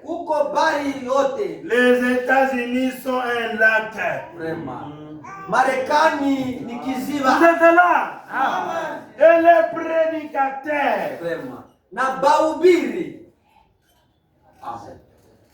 C'est ça l'œuvre de l'évangile. No kazi ya kupasha. Posez-vous la question. Uniulize kwanza. Toi qui es ici, Nyinyi mwenye kuwa vous êtes les serpents, huko nyoka, vous êtes huko samaki. bien tu es les poissons dans les filets. Wewe mwenyewe Toi-même tu te connais. écoutez ce que dit William Branham. Musikie kile Branham anasema. William Branham dit ceci. Branham anasema hivi. Nous sommes dans un sermon intitulé Tuko mahubiri naitwa Et ta postérité na uzao wako possédera la porte de ses ennemis. itashika milango ya adui wao. Je verrai ce que vous l'avez amené. Nous allons les chercher sur le téléphone. Utafute kwa damu kupitia simu. J'espère que aussi là. Écoutez, pardon. La voix d'un vrai prophète. Dia ya nabii wa kweli. Est-ce que vous êtes là? Vous êtes fatigué avec la parole? Si vous êtes là, faites le signe de vie. Kama pale muonesha kwa sababu tunakupata. Amen, amen, amen. Dieu vous bénisse. Bariki. Écoutez ce que dit William Branham. C'est kile Branham kwa anasema. La voix d'un vrai prophète de Dieu. Dia ya nabii wa kweli wa Mungu. Paragraphe 223. 223. Écoutez ce que dit Papa Branham. C'est kile Branham kwa anasema. 223. 223. Il dit ceci. Anasema hivi. Peu n'importe le nombre de papes, des prophètes, et tout ce que vous avez parmi vous, si vous n'êtes pas fondé sur la parole, vous n'êtes pas fondé sur la parole, c'est vrai. Comment Dieu pourrait-il bénir une chose pareille? Est-ce que vous êtes là? Papa Branham vous pose une question. Est-ce que Dieu peut bénir une chose pareille? Papa Branham anaweza bariki kitu kenye kina msingi paneno. Il faut être dans la parole. Dans toutes les choses que vous faites, il faut que cela soit dans la parole. C'est là où Dieu doit vous bénir. Amen. Même si cette promesse-là dirait même comment. Comme Dieu l'avait déjà dit. S'il vous voit dans sa parole, il est obligé de vous bénir. Amen, le peuple de Dieu. Dieu avait dit à Abraham, sortez dans votre tribu. Allez là où je t'envoie. Abraham ne voulait pas de partir. Abraham disait, j'entends que j'enterre mon père. Écoutez les choses. Dieu peut retirer quelqu'un. Vous ne devez pas empêcher quelqu'un d'autre. Amen, le peuple de Dieu. Dieu avait retiré le père d'Abraham. Papa Branham aliua ama alitosha ko babake Ibrahimu. À cause jusqu'au point qu'Abraham soit soumis à la parole. Wakati wakati yenye Ibrahimu ati muutele neno la Mungu. C'est dit Abraham. Mungu anambia Ibrahimu, tu es mon ami. wewe uko rafiki yangu. Mais je remarque que naangalia kwamba tu ne tiens pas sur ma parole. Wewe aushimame. Je te dis de sortir ici. Nilikwambia utoka hapa. Toi tu dis que non, il faut que mon père meure. Unaniambia sema alors si c'est comme ça, je le retire. Acha kwa sasa ni muue sasa. Amen, le peuple de Dieu. Est-ce que vous êtes là? Est-ce que quelque chose parle dans le cœur de quelqu'un? Tirez attention avec la parole de Dieu. Abraham en quittant là, est allé là où la parole de Dieu lui a obligé. En arrivant là, Dieu lui a dit, je te visiterai. Je viendrai un jour pour te bénir. Tu auras l'enfant. 25 ans après, qui peut admirer? Dieu a dit, je te bénirai. 25 ans. 25 ans. ya malako pour que l'enfant vienne. hivi mtoto azalike. Avec Papa Branham, Pamoja na Branham, Branham a dit que Dieu avait promis pour l'avenir de Jésus à ce temps-là. Mais Mungu alilaka kuja kwa Yesu ile wakati. en ce temps-là, mais comme Sarah avait douté, Vile Sara alishakia. c'est un signe William Branham. C'est pourquoi Dieu avait pris cette promesse-là, la jeter au loin. Ndio pale ile shaka ya Sara ndio ilifanya kwamba Branham abebe malako itume kwa miaka 23. À cause de l'amitié d'Abraham avec Dieu, Kwa urafiki wa Branham na Ibrahimu. parce qu'Abraham défendait toujours la parole Sababu de Dieu. Ibrahimu alikuwa anatetea paka neno. Abraham était toujours Dieu tient sa parole. Ibrahimu alikuwa anasema Mungu anaheshimia paka neno lake. C'est pour cela que Dieu avait obéi, il a dit que non, je ne vais pas tuer Sarah. Ndio pale alisema ni kasilani ningeua huyu Sara, Parce qu'il avait douté. sababu Sara À ce jour-là, alishakia. quand Dieu a discerné, il a dit que non, je te viderai un jour. Wakati Branham alimwambia sema Ibrahimu, takutembea siku Tu moja. auras de ma bénédiction. Wewe utapata baraka Tu yangu. auras un enfant. Utazaa. Sarah dit à mon âge ici. Sara na kule Dans alikuwa son kumpishi. cœur. Kumpishi ndani ya moyo wake. Maintenant, qu'en est-il de toi et moi Ngapi nyinyi na mie? qui ont reçu le père d'Abraham, Wenye kupokea babake ya Ibrahimu mwenyewe. Billy Branham, Bile Branham. qui était là-bas? Mwenye alikuwa Parce huko. que c'est Branham qui était là. Amen. Parce que quand vous lisez Luc 17:30, c'est exactement ce qui est William Marion Branham. Kabisa kabisa unaweza Ibrahimu. Branham ndio alikuwa kwa Ibrahimu. Examinez le moment où lequel nous vivons. Angalia, chunguza kwa wakati wenye tunaishi. Partout sodomique. Fasi yote Partout sodomique. Sodomu. Dans les foyers sodomiques. Majamaa Même dans des téléphones ici sodomiques. telefoni ndio tusiseme. Si on autorise au diable, retirez les téléphones de toutes les personnes qui sont ici. Vraiment. On découvrira dans vos téléphones. Shemasi, kamata masimu ya badala na bandugu bote mkoe nayo. Amen, le peuple de Dieu. On va découvrir. Tutakumbula vitu gani? Sodomu inajaa. Amen, le peuple de Dieu. Si c'est le même Dieu, Kama ni Mungu moja moja, il est aussi obligé de faire de la même manière. kama alibariki anabiza na huko atabariki atabiza. Écoutez ce que dit William Branham. Msikie ile Branham anasema C'est toujours dans les mêmes sermons. mpaka mahubiri moja moja. Supportez-vous moi. Munivumilie. Chacun est de sa manière où lequel le Spirit lui. Tuko nenda vile roho tuongoza twende. Parce que Dieu tient sa parole. Branham anaheshimiaka paka neno lake. Écoutez ce que dit William Branham. Msikie kile Branham anasema. Est-ce que vous êtes là? Oui. Eti mnasikia? Comment peut-il bénir Jinsi kana hizi bariki. autre chose que sa parole? Kitu kingine nje ya neno lake. Quelque chose qui est contraire à sa parole, Kitu kingine kinapinganisha neno lake. comment peut-il la nier? Jinsi kana hawezi kuikataa. C'est la parole. Ni neno. Dieu Mungu tient toujours sa parole. anaheshimia paka neno lake. Dieu ne peut pas bénir quelque chose qui est en dehors de sa parole. Baba Branham hawezi bariki kitu yenye kiko nje ya neno lake. Si vous êtes en dehors de sa parole, Kama uko nje ya neno lake, vous êtes béni. unabarikiwa. Si vous êtes en dehors de sa parole Kama uko nje et que vous remarquez que vous êtes béni, na unaona kama unabarikiwa. observez bien cette bénédiction-là. Angalisha vizuri ile baraka. Il vous amène où? Hata unapeleka wapi? Il vous attire où? Wewe unakusukuma wapi? Amen, le peuple de Dieu. Amen. 224. 224. Comment pouvez-vous bénir un cancer qui vous rongeait? Isikani nezi bariki hii kansa yenye ilikuwa nakukula.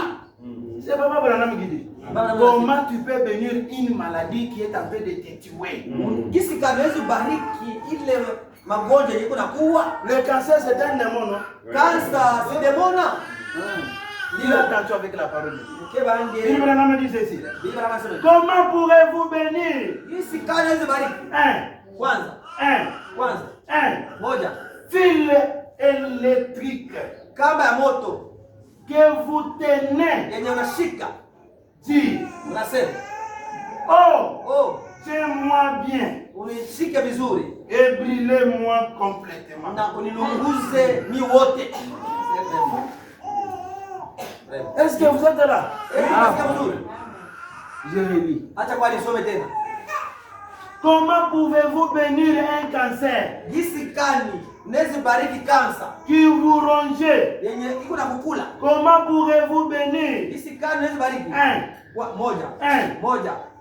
moja fil électrique kamba ya moto que vous tenez? Kamba hii ushoko ishika iko ya moto. Unayambia ôtez-moi bien. Wewe kamba ushika vizuri. Et brûlez-moi complètement. Ilunguze bila kunyacha. Vraiment.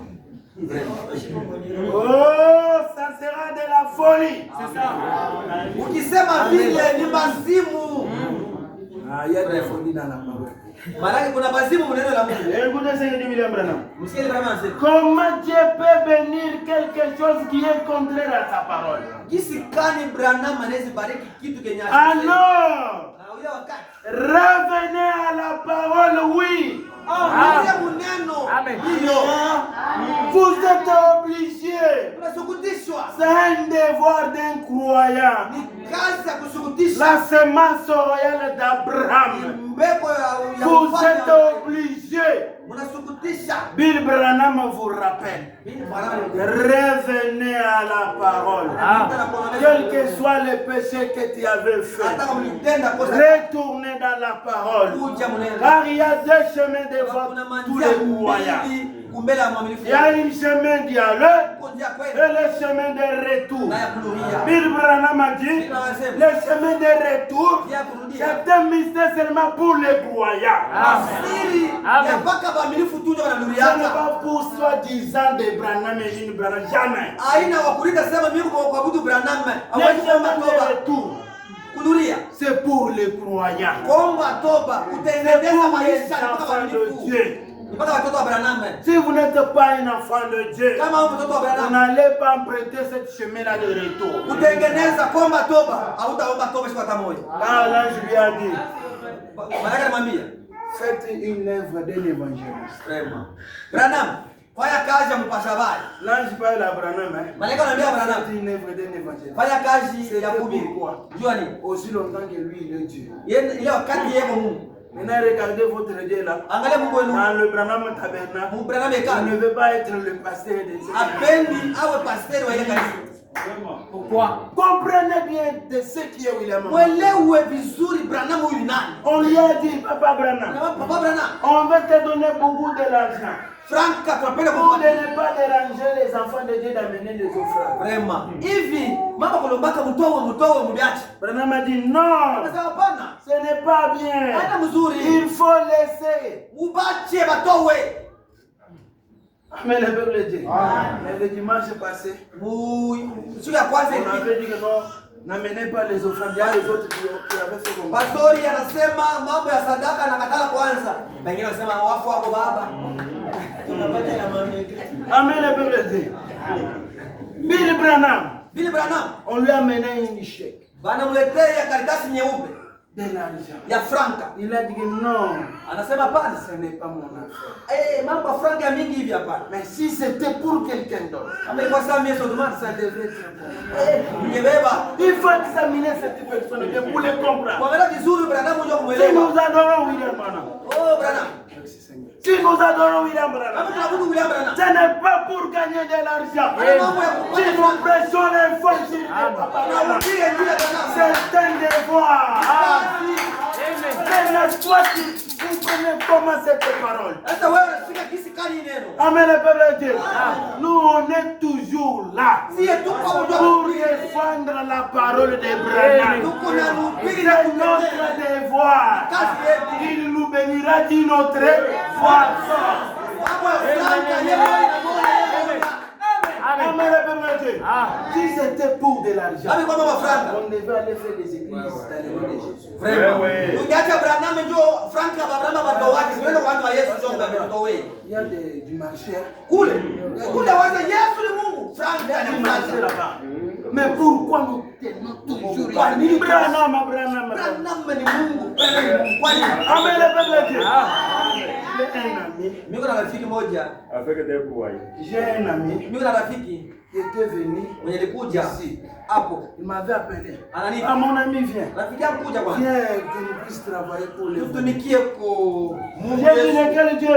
Ni Mungu kani huyo? Non, c'est dans le même message. Je ne sais pas. Vous connaissez ma croyance. Sasa wewe unajua vile Ça ne marchera pas. Il dit nous vous venez d'abord.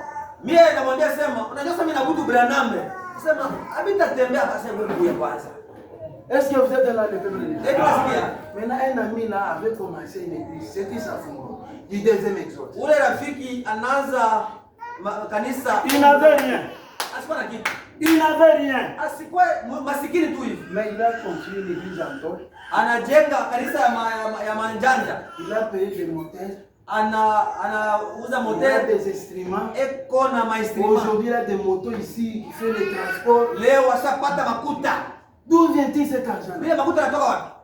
Mais nous avons refusé toutes ces choses-là. Angalia kama tulikuwa na pamoja, mimi kama nilikuwa na makuta na miangali tunaviacha. Kama mangoti ule frère. Kama unaona vile anabaraka makoti. Mimi namuuliza hii mangoti inatoka. Si nilikwambia watoto wa Mungu hapa. Sema. Je lui ai dit toutes ces vestes sont. Amen le peuple de Dieu. Examinez bien cette parole. Il revoit attention. Dans la Bible dit, celui qui gagne beaucoup vont payer beaucoup. Vous avez reçu. Vous avez reçu la parole. Faites chair. Vous avez reçu la vie éternelle. On vous demandera. Vous avez fait quoi avec cette parole? Amen le peuple de Dieu. Ces gens-là, même s'ils sont de la manière où lesquelles vous les voyez, Dieu n'est pas là. Dieu est le créateur de toutes choses n'est pas là. Branham a dit, si vous avez beaucoup d'argent, ce n'est pas que le signe que Dieu est avec toi. Amen le Père de Dieu. Vous pouvez payer toutes choses de ce monde. Mais manquez Dieu. Amen le Père de Dieu. Retournez dans la parole du Seigneur. Quand Dieu tient sa parole. Si tu veux trouver Branham, si tu veux trouver la guérison, retourne dans la parole. La divinité, c'est ce qui guérit. La divinité, c'est ce qui bénit. Pourquoi nous ne sommes pas bénis? Branham dit ici, est-ce que Dieu peut bénir quelque chose qui est en dehors de sa parole? Non.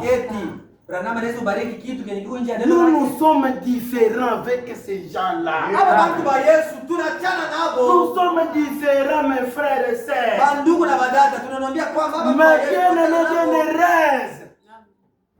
Mais bien heureuse et bien aimée. Nous sommes différents, je vous assure. Vous êtes les diamants. Pour trouver les diamants, ce n'est pas une chose. Amen le peuple de Dieu. Ce n'est pas comme des cuivres. Ce n'est pas comme des cobaltes. Diamants. De cette qu'on a. Si on les trouve, les blancs vont venir. Ce n'est pas pour acheter. C'est pour observer. On paye. Amen le peuple de Dieu. Vous êtes des diamants. Mais ne jouez pas avec cette parole. Nous vous demandons avec le cœur, avec l'âme, avec l'esprit. Si vous êtes réellement la semence royale d'Abraham, retournez dans la parole. Commencez de payer le dîme. Commencez de payer les offrandes. Si vous remarquez que vous n'êtes pas venu, ce n'est pas que vous pouvez laisser William Mangel. Vous continuez toujours.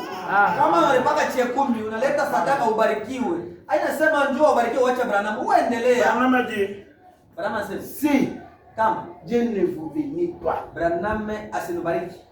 traitez-moi comme un faux Christ. Amen, le peuple de Dieu. Retournez dans la parole. Car Dieu tient sa parole. Si vous êtes en dehors de la parole, vous ne serez pas bénis aussi longtemps que vous êtes la semence. Ce qui n'est pas de la semence sera béni.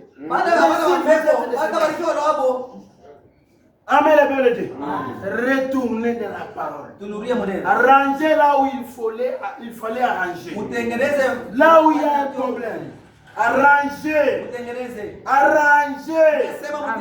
C'est un devoir. Amenez vos offrandes. Amenez vos dîmes dans la maison de Dieu. Ce n'est pas dit que vous allez amener pour moi jamais. Ce n'est pas mon affaire. Amen, le peuple de Dieu. Dieu a dit, amenez vos offrandes et vos dîmes pour que dans ma maison ne manque pas de la nourriture. Papa Branham alisema mulete masadaka na machekumi mchumba yangu hivi msikose chakula. Si votre pasteur, kama pastori wenu passe une nuit noire, analala na njaa, il est satisfait. Bale anatosheka. Amen, le peuple de Dieu. Je pense qu'il est satisfait. Nawazia pastori analala na njaa anatosheka. Jusqu'au moment que votre pasteur sera satisfait, c'est le moment où lequel vous serez aussi. Papa anasema mpaka wakati pastori atatosheka mfurahika na nyinyi ndio utabarikiwa. Tunaangalia wakati Wengine vitakuwa mjumbe. on va parler même au courant de la semaine. Écoutez ce que Dieu dit maintenant. Sikia kile Bwana Branham anasema. La parole parlée la semence originelle. Neno yeye kunena ndo mbegu ya kumazo. Paragraphe 147. 147. Écoutez ce que dit Papa Branham. Usikie kile Papa Branham anasema. C'est là. Ndio. Wakati gani? Quand Adam est allé vers sa femme. Wakati Adamu alienda kule ulikuwa bibi yake. En lui. Ndani kwake. Qu'il l'a trouvé fécondé par la mauvaise semence. Vraiment. Anakutanisha bibi yake yako na mbegu ya mbaya. Alisa kumpatia mimba. Quand wakati gani? Cette semence là. Ile wakati hiyo. Ile mbegu est la morte. Ishakufa. Quand Joseph est allé vers la sienne, wakati Yusufu alienda kwa bibi yake, elle avait été fécondée. Na yeye alimpata na mimba. Or, na japo. Pourquoi cette fécondation différente? Kwa nini ima mimba ama kupatia uzima kwa chana? C'est parce que la femme d'Adam avait douté de la parole. Une seule fois que vous doutez de la parole, vous êtes enceinte. D'une autre semence. Amen. Et une autre semence là, Papa Branham dit que c'est la mort. Écoutez ce que dit Branham. Pourquoi cette fécondation différente? C'est parce que la femme d'Adam avait douté de la parole. Pas vrai. L'épouse de Joseph avait écrit la parole. Voilà la différence. Vraiment. Maria alipata mimba lakini angalia atanisho. Amen, le peuple de Dieu. Il y a une différence. Kuna atanisho Maria na Hawa. Entre celui qui croit la parole, qui ne doute pas dans cette parole. Vous allez douter. Ça veut dire que vous êtes déjà enceinte de quelque chose qui est la mort. Il faut soutenir la parole de Dieu. Si tu veux être béni, retourne toujours dans la parole. Je lis des sermons pour terminer. Écoutez ce que dit Branham. Donc, je pense qu'il y a des bouchées que je n'avais pas entendues.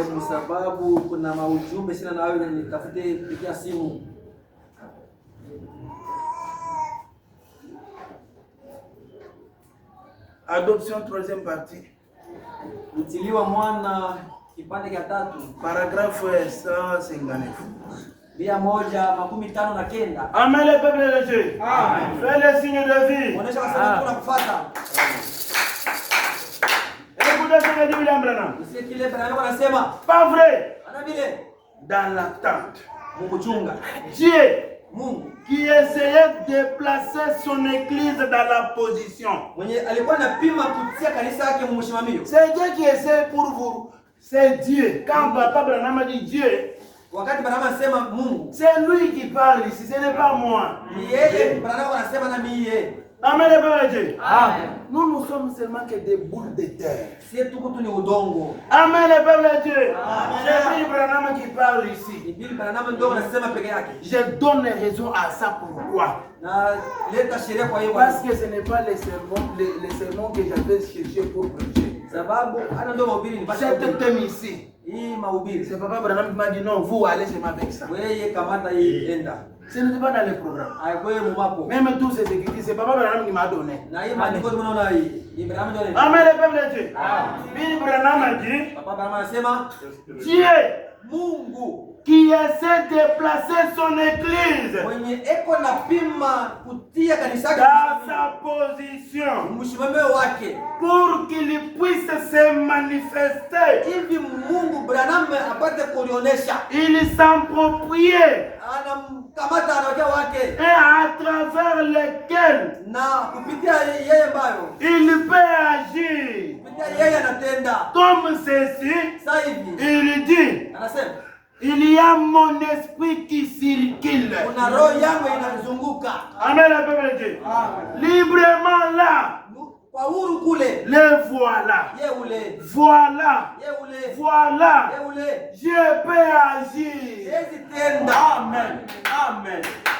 Est-ce que vous pesez bien le monde de Papa Branham? Unafuata vizuri Branham anasema. Branham dit Branham anasema il peut agir. anawezi tenda. Il agira quand? Atatenda wakati Quand il vous trouvera, toi qui es disponible. akikutanisha huko tayari. Amen le peuple de Dieu. Amina kanisa. Si vous êtes disponible, Kama uko tayari. s'il y a quelque chose à arranger même dans vos maisons, Kama kuna kitu ya kutengeneza arrangez nyumbani. cela. Enda na tengeneza. Amen le peuple de Dieu.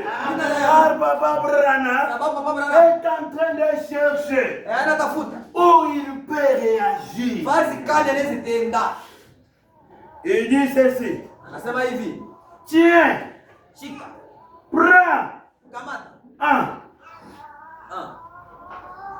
un autre ici Mwingine hapo. et placer celui-là. Na kutia ule. Celui-là, Ule. je peux le placer. Naweza mtia. L'adoption, Kutilia. le placement là, Kutia ama kutia mtu pale. manifestation, Onekanika. l'amener ici Mpeleka hapo. et lui faire une cérémonie. Na kufanya tendo fulani. Le visiter par un ange. Kumtembelea kupitia malaika. Amen. Tu veux que l'ange te visite? Unapenda malaika kutembelee. Je profite de cette occasion pour témoigner un témoignage. Acha nipate kubaki kuna Des mshuhudi. papas comme ça. Amen le peuple de Dieu. C'était en 2000. Quand on était d'abord chez Pasteur Kalonga dans la maison. Bali tulikuwa Je sais pas si c'est 2013 ou kolwezi kwa Pasteur Kalonga tulikuwa kunyumba tunaenda kunyumba. Si je ne me trompe pas, 2013 à 2012. Kama ni 2012 à Il y 2013. avait l'un de notre frère qui vivait au niveau de Kisafu. Kulikuwa ndugu yetu mmoja alikuwa anaishi hapa Mais Kisa. il n'avait rien. Asema na kitu. Mais sauf Branham était avec lui. Bwana Branham alikuwa naye. Maintenant, il avait une autre voisin Kulikuwa jirani qui mwingine. est remarqué. Alikuwa Mais anaangalia. lui, il ne savait pas. Na yeye asikujua. Chaque jour, Kila siku. il voyait un blanc Alikuwa anaona mzungu. qui entrait dans sa maison Alikuwa anaingia nyumba et yake. sortait. Anatoka. Il dit, Anasema, vous avez des amis de blanc. "Kuna marafiki bazungu?" Ils venaient toujours ici. Kuna baadhi Vous sortez. Il y a un blanc qui vient ici. Siku yote mzungu kuingia nyumba Il yako. entre dans ta maison. Anaingia nyumba. Mais vous souffrez avec des amis blancs. Wewe unataka bwana marafiki bazungu. Le frère là dit non, non, ce n'est pas des amis Sasa blancs. hapana mimi leo sina marafiki bazungu. Comment ça? Gisi gani? Ou bien vous avez des sirènes. Wewe una sirene? Le message dit, vous Dieu, vous avez des sirènes. Anamwambia yote asema ndugu. Sasa ndugu na sirene. Maintenant le frère a pris ces choses. Maman, et il a parlé avec le pasteur Jean Carlo. Anamwambia pasteur. Quand il a parlé avec le pasteur, il a dit non, non, il y a quelque chose là-bas. Sasa hapana, vous priez beaucoup pour que Dieu, muombe sana hivi Mungu. celui qui vient là, et toi-même, tu puisses le rencontrer. Mupatane na hivi. Les frères ont commencé de prier. Les frères ont commencé de prier. On lui parle toujours que non, il y a un blanc qui vient, quand toi tu sors, il y a un homme blanc qui vient. Bana mwema sema wakati wewe kitoka tu, tunaona mzungu anaingizana nyumbani hapo. Amen le peuple de Dieu. L'ange du Seigneur. Malaika wa Bwana. Eko kando tu. Si toi aussi tu craignes Branham, ces anges ici vont t'accompagner. Amen le peuple de Dieu. Même si toi tu ne les voyais pas, mais ceux qui ont des 4 yeux, si. Amen le peuple de Dieu. Moi, pratiquement, on m'avait fait sortir dans la maison. À cause de ces problèmes ici. Ici, à Funguru. Amen, le peuple de Dieu. Il nous fait des bruits avec Branham. On ne dort pas. Amen, le peuple de Dieu. Et j'avais trop vite compris que cette photo, il garde aux alentours de cette maison et met les autres mal à l'aise.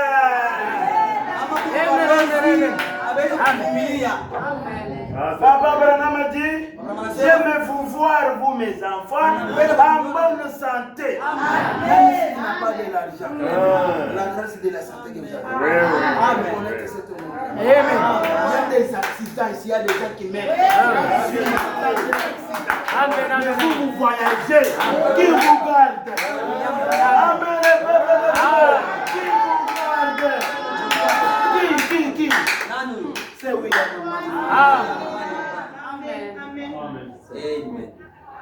Il y avait notre frère, là, Adé, Acologie, chez Joseph. C'est passé Joseph. Notre bien-aimé là, il faisait des voyages. Un certain jour, il vient de Tanzanie. Avant d'arriver au niveau des Zambie, ils ont connu un accident là, presque sûr dans tous les bus. Lui et les chauffeurs. Les autres ici, des cadavres, des jambes. L'autre, on trouve sa tête là-bas. On ne connaît pas. C'est pour qui? Amen, le peuple de Dieu. Le frère là était sorti sa sauf. Amen. Amen. Amen, le peuple de Dieu. Le frère là dit que c'est le jour où j'avais vu William Branham. Amen. Amen. Tous les chrétiens là-bas des cadavres. Bakristian bote bampa Yesu bikumba. Si vous laissez, toutes les guerres.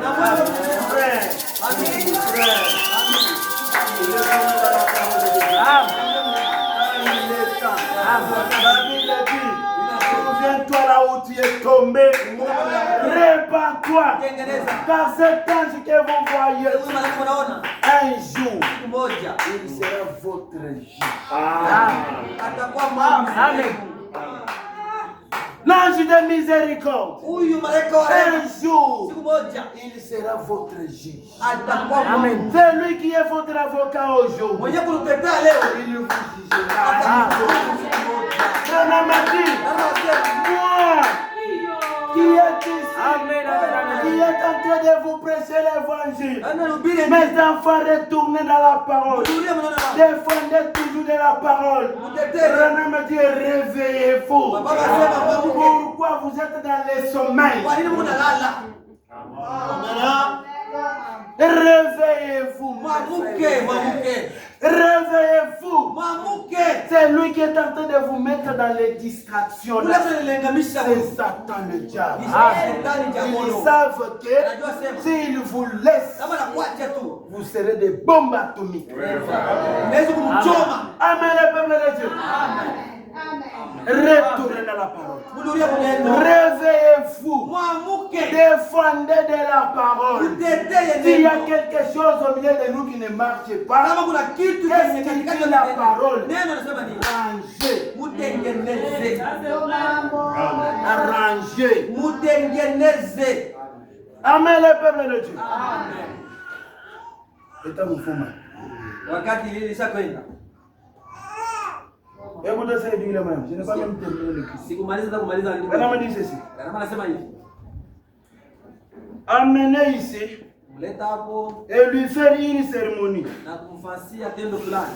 Le visiter par un ange. Mtembelea kupitia malaika. Lui dire quelque chose. Kumwambia kitu fulani. Mais Lakini s'il a dit la vérité, kama alisema kweli, mais s'il est seulement en train kama tu aliingizana, d'inventer quelque chose, kama alikuwa na tunga kitu fulani, ça ne marchera pas. abitatembea. Non et non. Hapana hapana. Ça ne marchera pas. Abitendeka. De ça, Kupitia hayo on a eu beaucoup. tunaona tulipata vya mingi. Mais je parle, Lakini nasemezea. mais je parle Lakini nasemezea. de la manifestation des fils de Dieu. Amen. Nasemezea kwa kuonekanika kwa bana wale wanakuja Abrahamu. Quand Dieu s'est manifesté Wakati Mungu anaionekanisha et qu'il l'a envoyé na anabatuma et a commencé là, na banaanza kule, il voit de la voix. banasonga mbele. Et ce qu'il dit est la vérité. Na bila anasema ni ukweli. Ce qu'il fait est la vérité. Bila anafanya ni ukweli. Ce qu'il fait, Bila anafanya il manifestait Christ.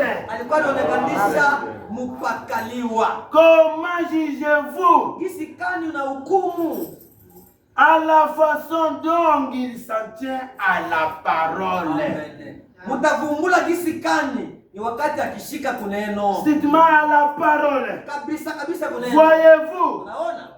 c'est à cela que vous reconnaissez tout homme. Ndio kwa ile mutatambua kila mtu. À la façon dont il tient à la parole. Gisi anashimama ama anashika S'il kuneno. ne parle pas selon la parole, Kama siongee ama kusema kupitia il n'y a pas la vie en eux. yake ndani yao huko uzima. Dit Papa Branham. Ndio vile Papa Branham anasema. Voyez, Unaona? laissez-le. Mubache. Amen.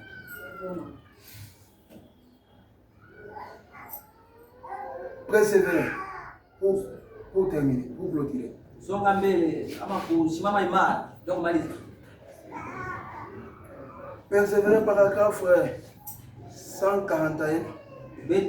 Ubeti ya 141 Sur le 19, c'est moi 64. ya 19 mwezi wa 4 mwezi wa 64 mwezi wa 6 64 mwaka. Écoutez ce que dit Papa Branham. Sikia kile Papa Branham anasema. Ndio kumaliza. Je commence d'abord par 140. Acha kwa nianzie pa 140.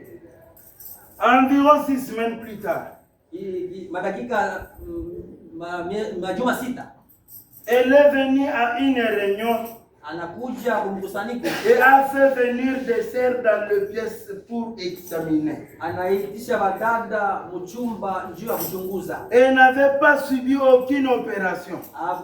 Abakumupasule. Il n'y avait pas la moindre trace de tumeur. Akwe hata njia moja ama kionyesha kusema kulikuwa kivimbe. Nulle part. Faja hata moja. Même si ce n'est pas le soir où on priant pour les malades, Hata ilikuwa ni jioni ya tombe yake kwa magonjwa. elle a persévéré. Yeye alisonga mbele. Et elle a obtenu ce qu'elle a demandé. Na alipata kenye aliomba. La foi Imani. avait trouvé sa place. Imani ilipata fazi yake. Et s'y était accrochée. Na alikamatana nayo. 141.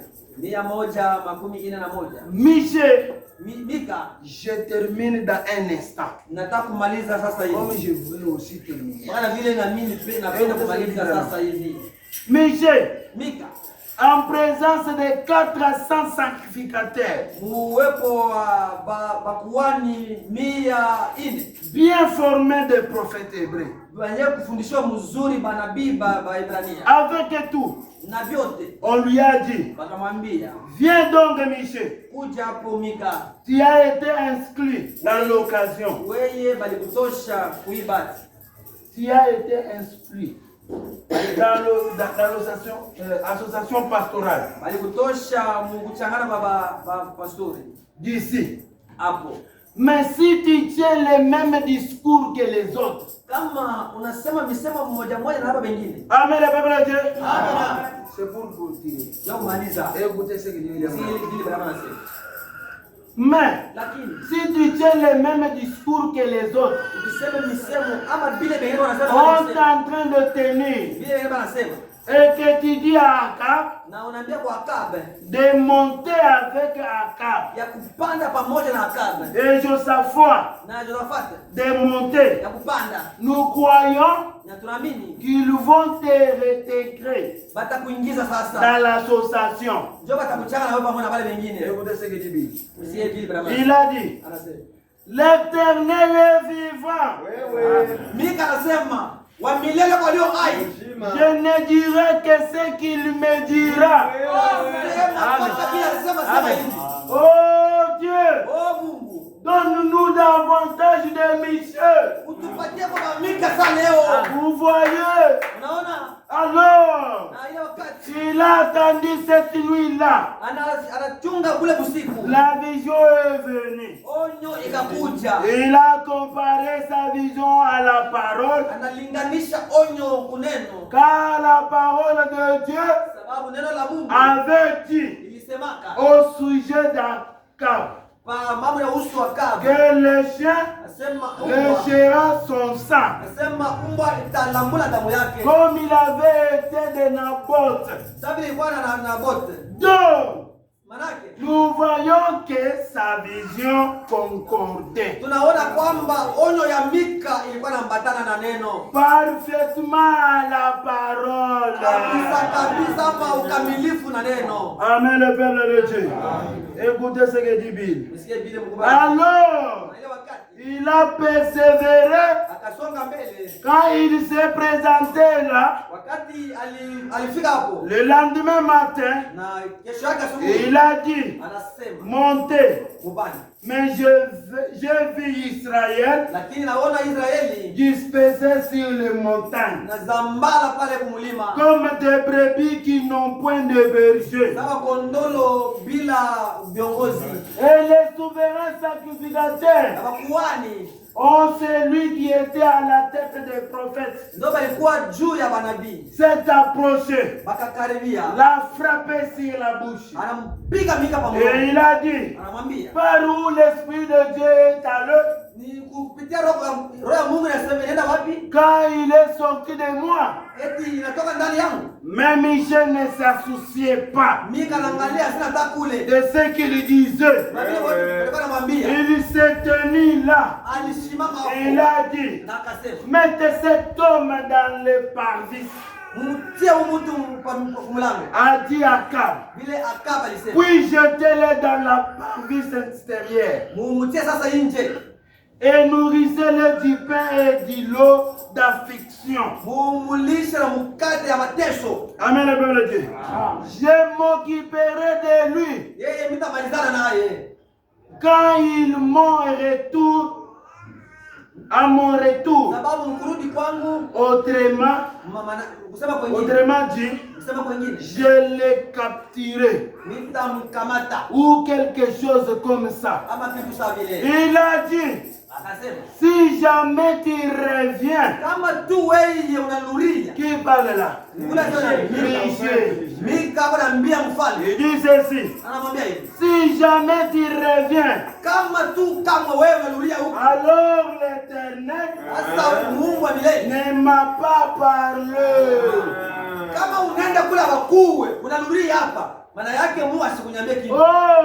Oh, il savait où il s'était. C'est que tous les autres pensaient ne changeait rien. Il savait qu'il avait été dans la présence de Dieu. Il avait entendu la voix de Dieu. C'était tout à fait conformé à la parole de Dieu. Si toi et moi, tout ce que nous faisons, ça s'emboîtait avec la parole de Dieu. Quoi que soit dit nos ennemis, quoi que soit dit nos adversaires, vous tenez-vous toujours en cette parole et vous allez voir William Amen. Si vos ennemis disent toujours William Branham c'est un faux Christ. Mais Branham n'est pas un faux Christ. Branham c'est le Dieu tout-puissant. Branham c'est celui qui a un des oins. Il est en dehors de sa parole. S'il est en dehors de sa parole, là il n'est pas Dieu. Mais lui, il est celui qui honore sa parole. Si tu veux trouver Branham, venez dans sa parole. Si vous êtes malade, venez dans la parole. Si la pauvreté t'a frappé, venez dans la parole. Branham a dit, je vous ai donné ma parole et ma parole vous franchira. Revenez à la parole. Retournez à la parole. Avec joie. Le reste, William Marion Branham.